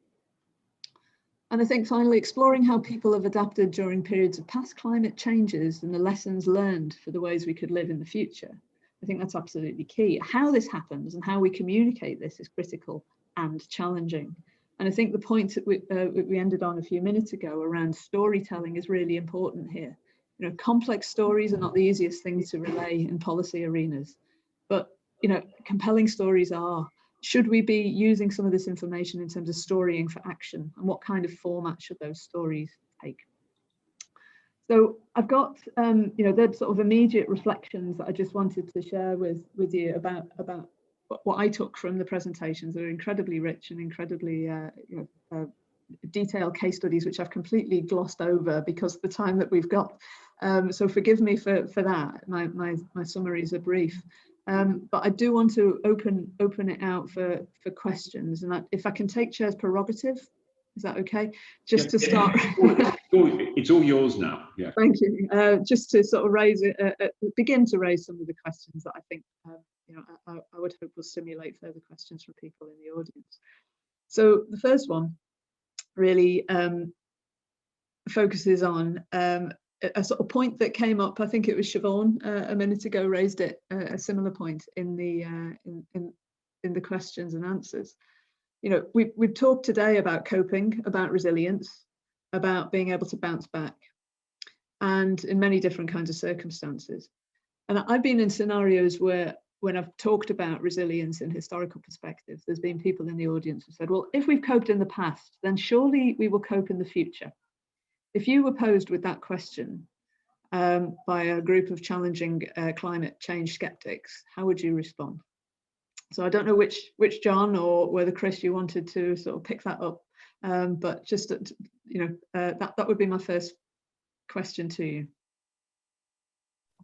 I suspect John has been faced with that question in reality, so maybe. Well, I can get the ball rolling, as it were.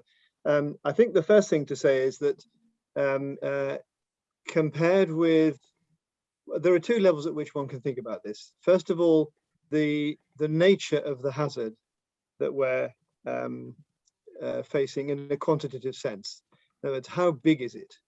And who does it affect? And who does it affect and in what ways? And a direct answer in that respect would be the nature of the challenge that we face today is A, for the first time, it really is global in the fullest sense of the term. And B, it's not a short-term challenge such as a massive volcanic eruption which causes havoc and mayhem for 10 or 15 or 20 years and then is resolved. This is a problem that will go on and on and on unless something is done to directly address it. Much more importantly than that, it has not just, so it has a global impact compared with past challenges. Its impact is felt differentially across the world according to location and geography, but it unfavorably and disadvantageously impacts those least able to cope with the burden of resilience that I was talking about. And that takes us straight back to the question of unequal distribution of resources with which to address problems of sustainability and resilience. So we very quickly get back to economics and or maybe social economics. In other words, how do we enable people to cope? And the way to enable people to cope is to provide them with the adequate resources, whatever they may be, and they'll be very different according to context. And that's what we're not doing at the moment. Mm-hmm. We're failing, in fact, completely dismally to enable people to cope because we're not taking the long-term view in terms of investment patterns. And indeed, many sectors economically are quite deliberately refusing to support attempts to redistribute resources for all sorts of reasons to do with vested interests, both corporate and individual. So that would be one aspect. Then there's the question of the nature of the agents in question. What are the resources they have at their disposal?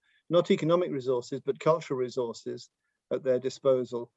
And part of the problem there is that in a highly complex, highly hierarchized, stratified socio-economic and cultural system, wherever we're looking, but particularly in the first world, if we can still use that term, i.e. North America, Central and Western Europe, and one or two other parts of the world. In those areas, I think there's a real issue going right back to the sort of work that Herbert Marcuse did in the 60s and 70s about a sort of elite cultural deprivation. In other words, people are very privileged relative to their position as regards most of the world's population in respect of wealth and consumption. And yet, through various cultural mechanics, they've been deprived of the ability to actually act on their own initiative. They become very path dependent, if you like, in terms of local, i.e. National politics. So that large urban populations really have no resources with which to cope with significant climate change. Of course, we ought to remember that climate changes aren't necessarily all negative. If one thinks of the impact of the Northern Hemispheric climate changes that begin in the third and well, and a little bit earlier, begin in the sort of 7th and 8th centuries BCE in the Mediterranean in particular, inaugurating what's often called the Roman warm period or the Roman climate optimum. That was very favorable to agriculture and cultivation across the Mediterranean and right up into Northern Europe and Scandinavia. And that disappears sometime between the 2nd and 5th centuries at differential rates.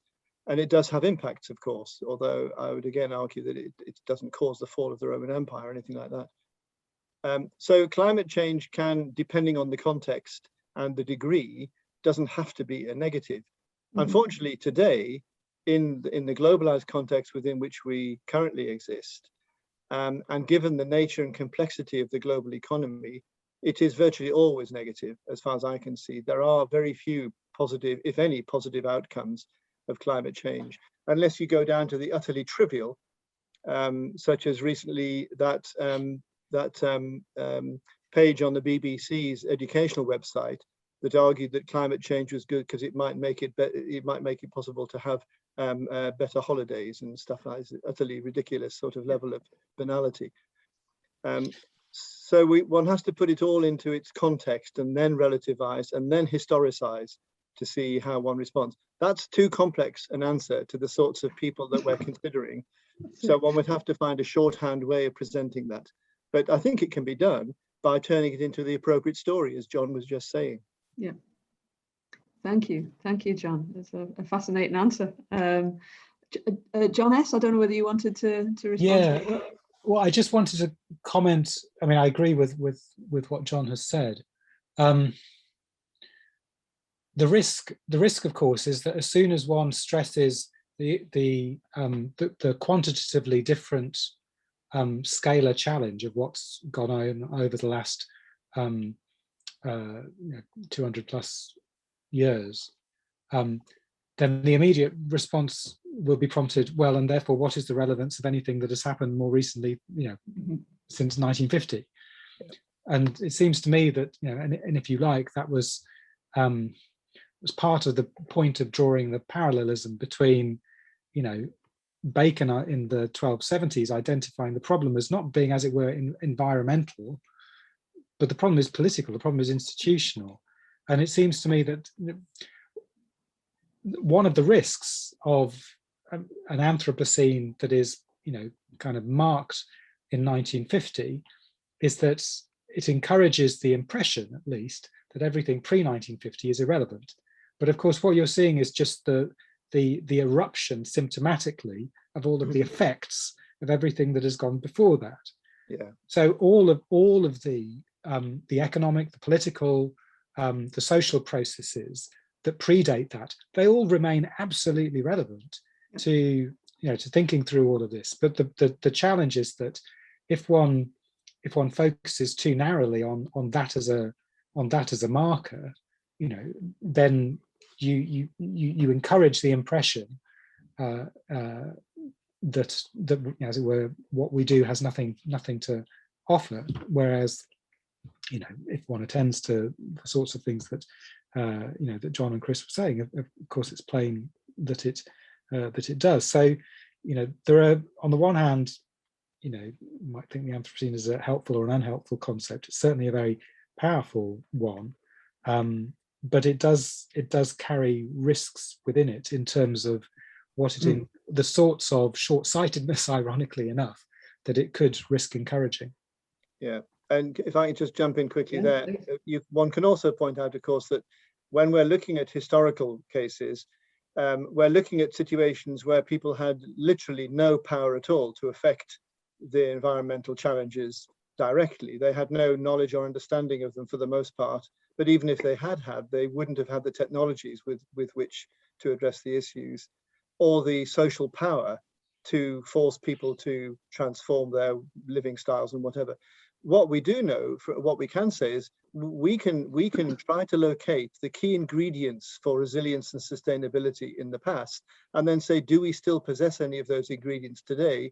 And where we don't, how do we cultivate them?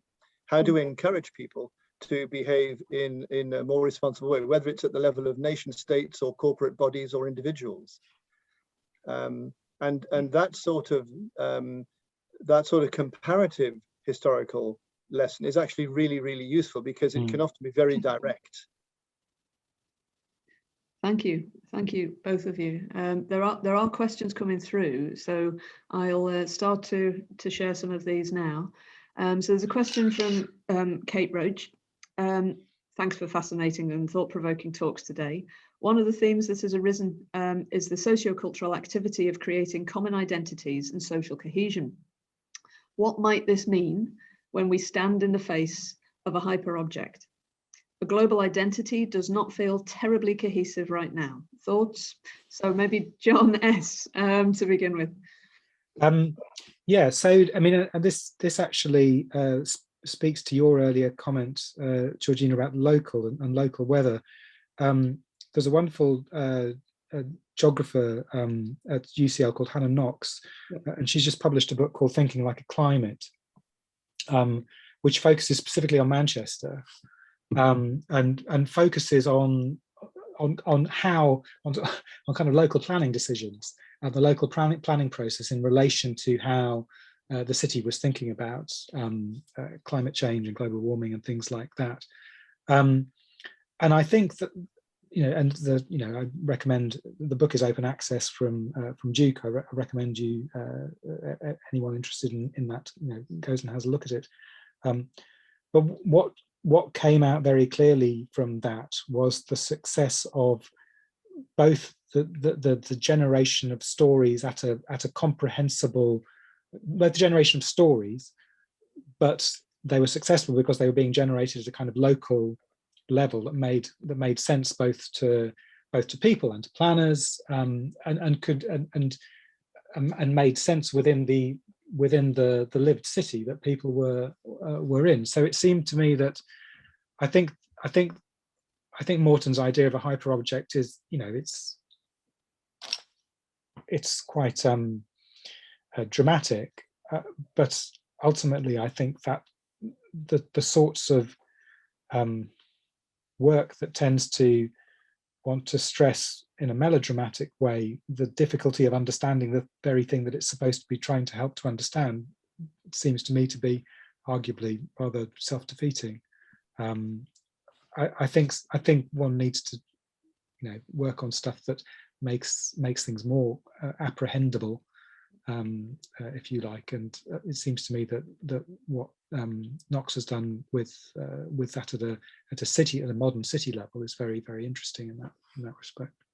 Yeah, I think that's a really interesting perspective. I'm looking forward to reading it. I haven't read it yet, but I've seen it, so looking forward to reading that. But obviously it builds on some interesting perspectives. I guess Mike Hume and other colleagues who've been talking about the importance of making things local to make them apprehendable, making things sort of more tangible.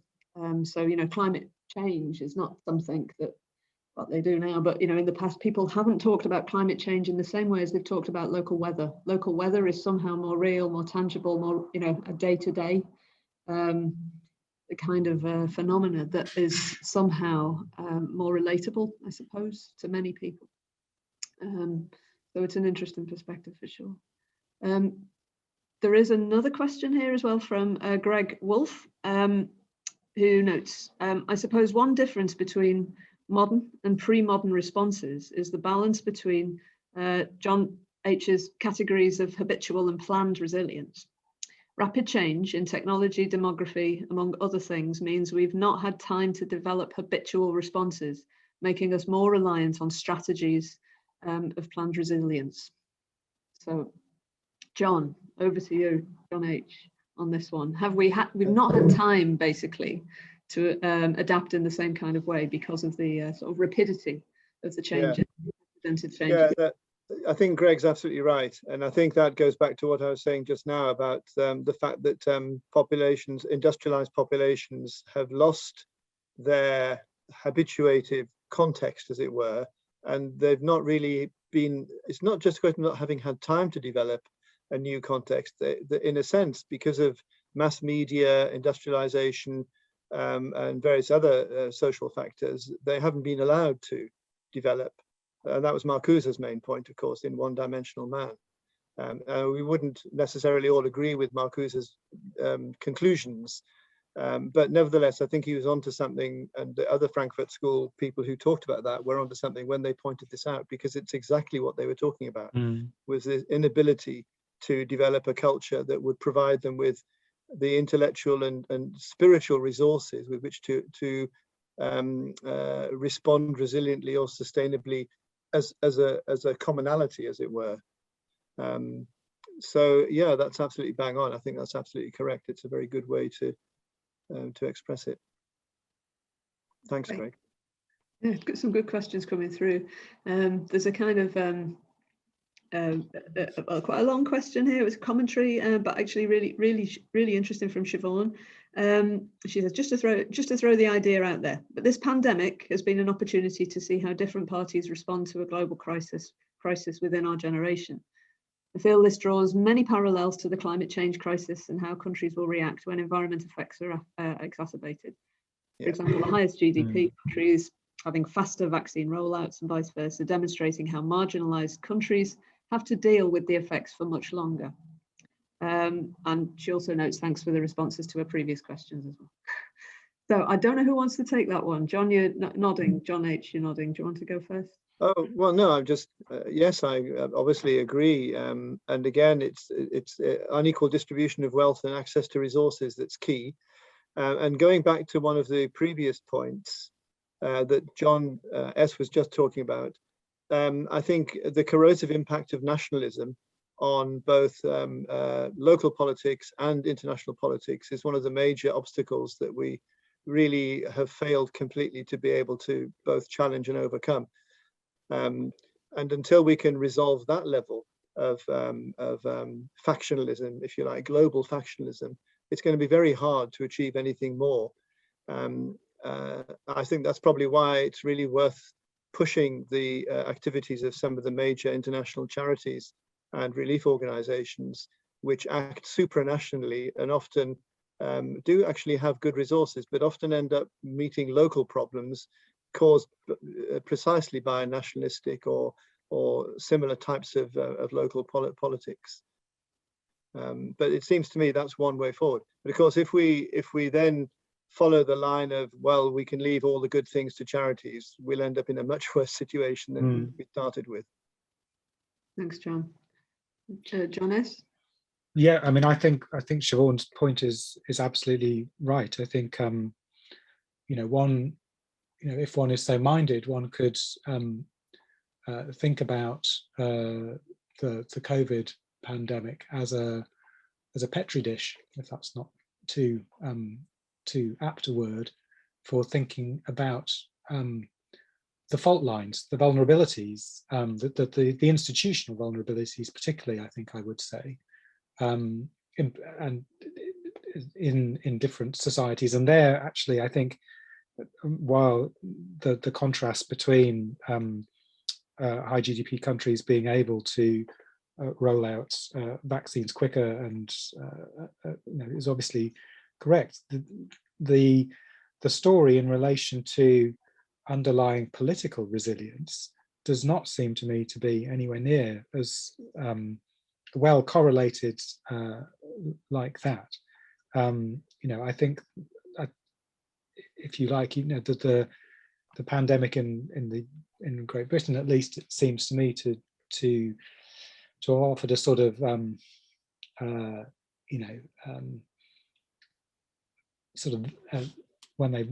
like a test when you're injected with a drug, with a solution to see what's going through your circulation system at speed. I think what one can do is think about the COVID crisis for different polities as having been an experiment in that respect, to see what works and what doesn't when they're faced with these sorts of challenges. And as John Haldon has said, I think in many cases, advanced industrial nations have found that their underlying political health of their institutions has been shown to be dangerously wanting. So I think it's very instructive to think of them in that respect. Think of the COVID as a test in that respect as well. Definitely. Georgina, I think Florian had a question. Yes, I've just seen it there, yeah, in the chat. So, so Florian raises a question here. Storytelling, right? So we've heard a little bit about storytelling, the importance of narrative. Storytelling emerged from your discussion as a very compelling concept.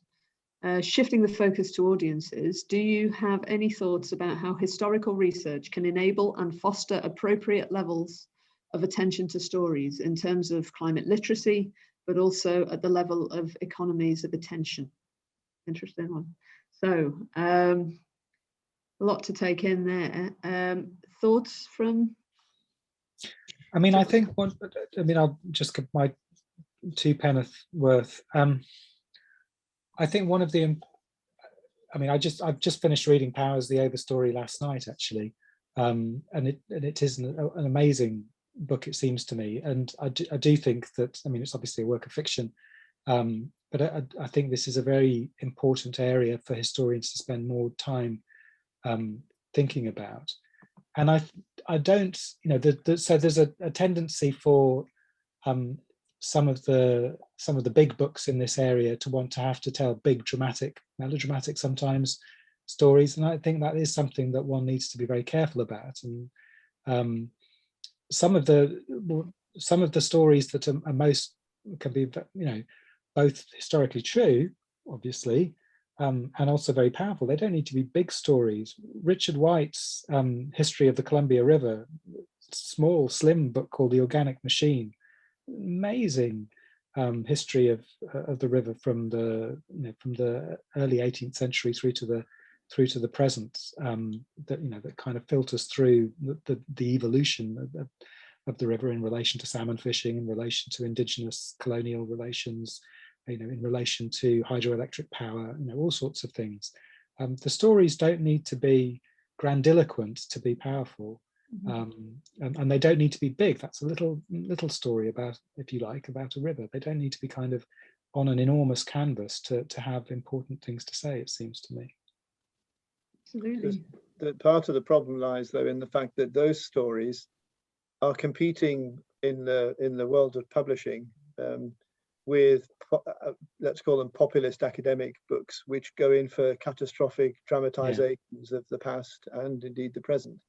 And they're very popular because they appeal to contemporary catastrophism and apocalypticism of all sorts in popular culture. And it's really, really hard to find a persuasive story that will challenge those on the same level. So one has to think quite hard about the medium in which one is publishing, but also access. How does one extend access to as many people as possible without losing the sort of rhetoric of the message? It's difficult. Oh, Chris, did you want to come in on that? Yeah, I'd like to come in on this.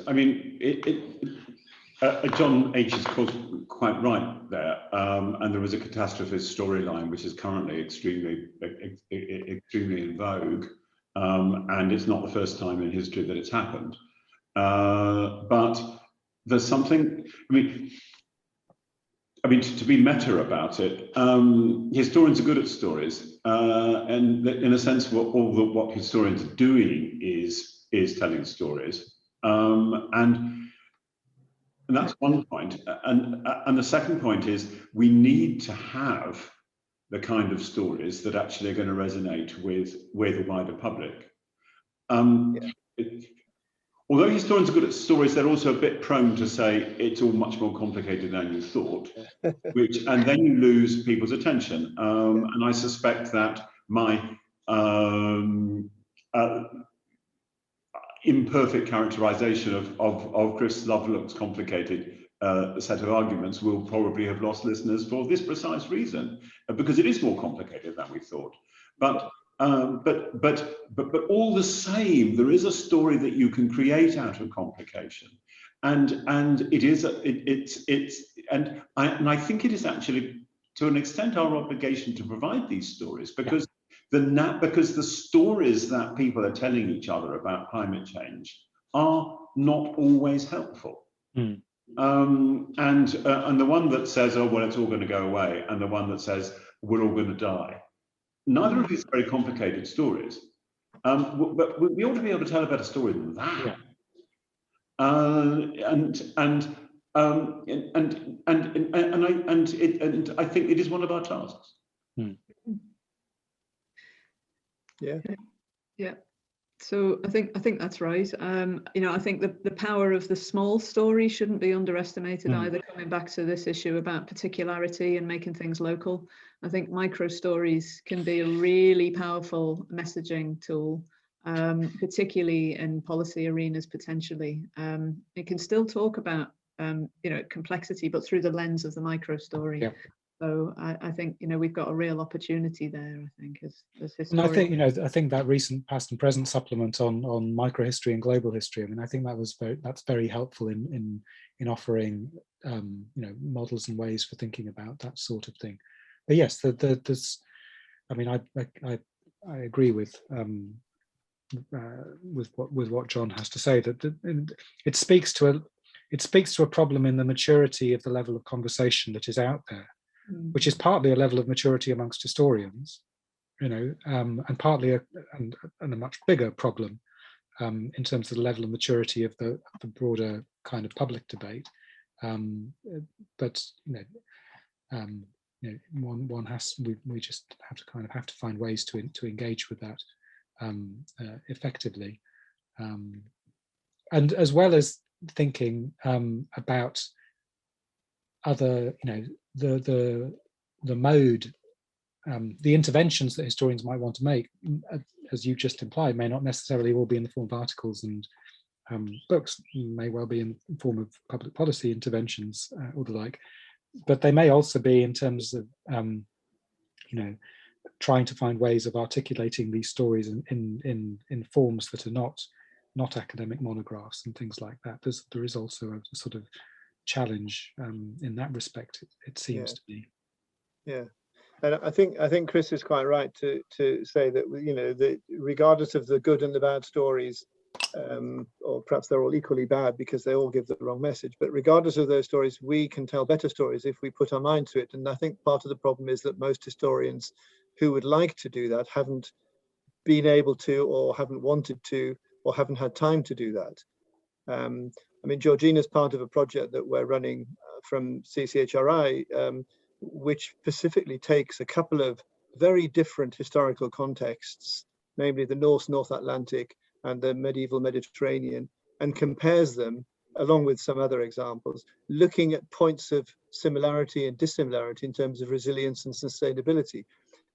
And that actually should produce some quite interesting lessons that we want to be able to show to policymakers and planners about what we should be thinking about in terms of building resilience today, that people in the past were able to exploit from within their own cultures, quite unconsciously, obviously, but that we can take as conscious policy tools and develop further. And it goes back to what I was saying before, John, when you said, you know, the Anthropocene is a bit of a problem in that respect because it dehistoricizes our own past in some ways. And this challenges that. This is an approach, and the stories that we've just been saying we should be writing will also challenge that and say there are indeed things we can learn from the past, but not in the way that you expected. I think that's really very true. I'm really excited to see what comes of this project as well, John. And obviously, you know, I'm just thinking, you know, there are emerging opportunities for historians to be participating in those kinds of policy discussions, History and Policy Initiative run through Cambridge and so on. But, you know, I think, you know, there's more out there that we can be doing effectively. And that's, you know, a space of hope, I think, for us. One of the things that came up, and I'm conscious of timing on this. I'm not too. I think we've probably, you know, got a couple of minutes, if that's okay, Chris, just to keep going. And if colleagues in the audience have questions, just to put them in the Q&A as a reminder. But one of the other areas I think that's really interesting is, and it kind of cropped up a little bit, is around cultures of blame. And cultures of, you know, within the kind of cultures of understanding, there's a kind of culture of blame, and also a sort of displacement of agency to some extent, you know. So conversations around moral retribution, that you drought happened because of this, or we didn't get the rain because of, so that it's some kind of retribution for some kind of sin. And then sort of thinking about cultures of blame in terms of the psychological distance of climate change that we see in many kind of conversations today. There's a kind of, it's somebody else's problem, it's somewhere else, it's distance from us. How do we sort of deal with those kinds of cultures of distancing, of responsibility around climate change? One of the things with some of the conversations around reductionism that we're seeing, the popular kinds of documents that we've been talking about, serves to distance the responsibility around climate change. It's something that it affects people. It's always affected people. Climate causes this. How do we negotiate those kinds of cultures of blame that displaces agency? Don't think I've explained myself awfully well there, but no, it's just a big question. I'm not sure. I mean, and I think that's the environmental movement more widely has obviously struggled with that problem for decades in terms of trying to find the kind of golden key that will unlock a door that allows people to engage with something without terrifying or turning them off to the point of disengagement.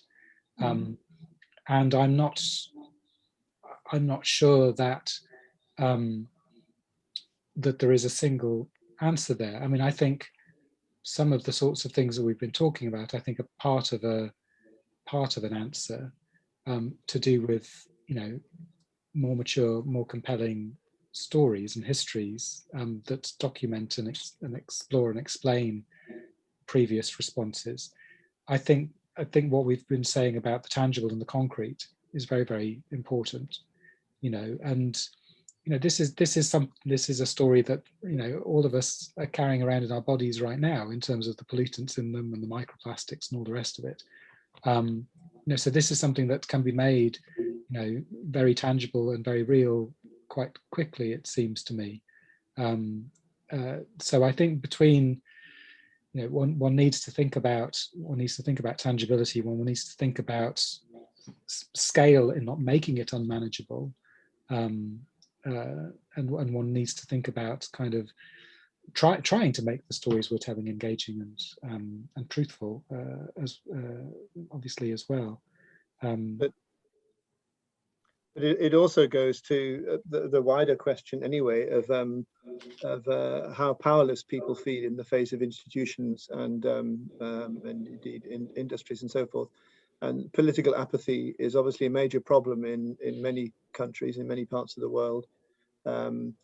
How does one encourage people to become involved at any level about any topic? The obvious answer is you make it personal, so you directly impact their lives in a way that will activate them, as it were. But the trouble is, some of the impacts of global climate change aren't very personal. They're totally impersonal, and they're hardly felt by huge swaths of the population of the globe. One wonders, for example, whether the people, if you look at Australian environmental policy, where Australia has a major problem managing aridity and summer or sort of winter period fires, because they're in the southern hemisphere, and yet there's massive resistance at the level of popular voting to significant environmental interventions that will do something about it. Often on the grounds that, well, it's not really Australians causing the problem, it's China or somebody else. And we've just inherited it and we just got to do our best. So there's that sort of apathy or disengagement. And I've often wondered how one combats that. When I was much younger, many years ago, I was in a political party, which shall remain nameless, along with Chris. And we used to go around knocking on doorsteps and trying to persuade people to vote for our candidate.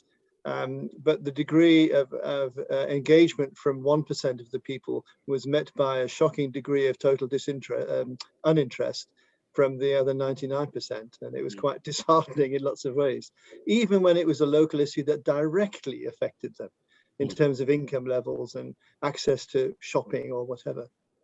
And that is really the biggest problem, I think, is that sort of disengagement and feeling of powerlessness. Even if I do X, it's not going to have any effect, so why should I bother? And it's obviously, we all know that isn't just to do with environmental issues, it's to do with all issues. Yeah. Oh, thank you both. Looking at the time, I'm going to ask one more question, if that's okay, and then we'll wrap up, because I'm conscious that I'm probably the only thing that stands between me and between thee and going for a Friday night tea in front of the telly, because we can't actually go anywhere anymore. But so we got COP26 coming up. Obviously, what are your hopes from the perspective of an arts and humanities community? What are your hopes that will emerge from COP26? I mean, shall I just dive in? And I was going to say, Chris, why don't you answer that question? But I'll throw my 2 pence in first.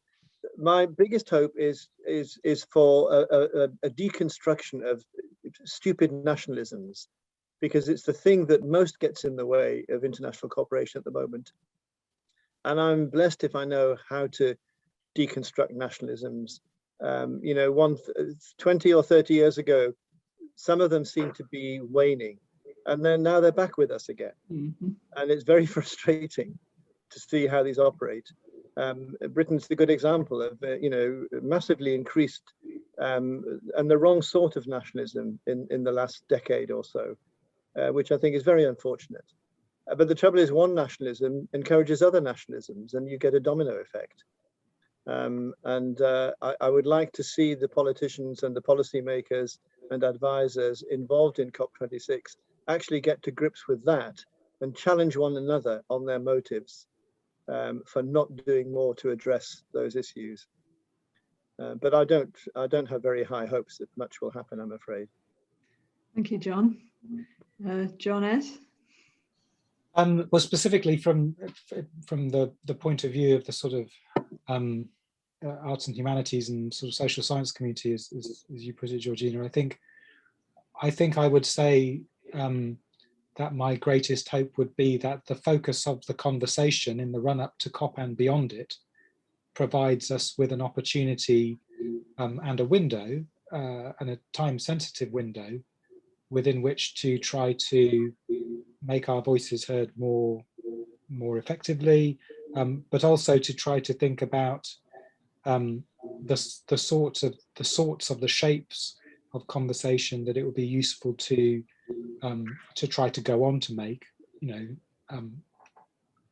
both before COP, but more importantly after it. I think, like John, I'm relatively skeptical about what may come out of it, but it does seem to me that the level of attention and engagement in and around it is an important window, and those windows do matter. It seems to me politically, and that is at least occurring within a wider geopolitical context within which the conversation is marginally more mature than it was pre November 2020. So that doesn't seem to me to be irrelevant. Thank you, John. Chris, did you want to? Yeah, I'd like to come in just briefly. I mean, what I'd like is for COP26 not to be the end of something. Yeah. I'm conscious of the fact that issues of global importance have fashions.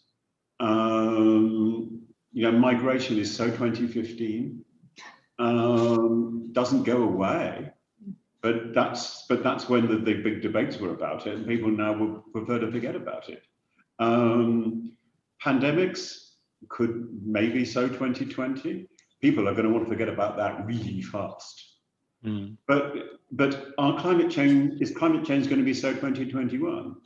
And I think that one of the challenges of COP26 is precisely to push it along. because there's another model which is nuclear disarmament, which went on for decades and decades and decades. And I mean, it went up and down in fashion, but it never went away, and it came back again. Historians actually do debate as to actually whether it had any political effect, but whether or not it did, it is at least a model for a concern not going out of fashion. If COP20, I mean, I don't have any particular illusions about the success of politicians here, although the Paris Climate Accords did do something small, but it's just pushing it along, pushing the debate along. If it did that, then that would be a lot better than nothing. Brilliant, thank you, Chris. Okay, well, I think on that note, we've covered a lot of ground, we've covered a lot of territory, and some incredibly rich conversations. From the presentations were wonderful. Some terrific questions from the audience as well. Just to wrap up with a couple of final words from me and some thanks. I guess climate change, as we've been talking about, has tended to be framed in a hitherto predominantly scientific discourse as a global problem, as we've known. As I was saying before, perceived to be something in the past that was psychologically distant, both spatially and temporally. I think the global focus, if I'm allowed to say this, has served to sort of decouple the idea of climate from its local cultural significance, something that is being discussed in a lot of the climate culture literature. But to reduce the distance and to sort of recouple, I think, you know, there's work that has been displayed here today that allows us to think through where we might be able to take action. And this is where the arts and humanities and social science research is the most to offer, I think. The richness that we've heard today in the presentations have also highlighted the importance of the value of interdisciplinary research on climate and resilience thinking, and what can be led in interdisciplinary research by arts and humanities and social science scholars. I think the research also refocuses attention on the importance of thinking in contingent ways, thinking about context and contingency. I think this is absolutely key in terms of our engagements, both in the past, but also going forward. And then I think finally, anticipating how people will be affected by, might respond to future climate changes is a priority concern, but I think it's also vital that we continue to deepen our understanding of the ways in which societies have understood, articulated, coped with, adapted to climate changes at a range of different temporal spatial scales, and to explore, continue to explore, how climate information has been and could be used to build resilience in the context of uncertain climate futures. I'd like to thank you all for your presentations today. I'd like to thank the British School at Rome for hosting a really informative set of discussions. I look forward to seeing the rest in the series, but thank you very much indeed to everybody for attending, and thank you particularly to our speakers today. Thank you all too. Take care. Thanks. Thank Bye-bye. you. Bye.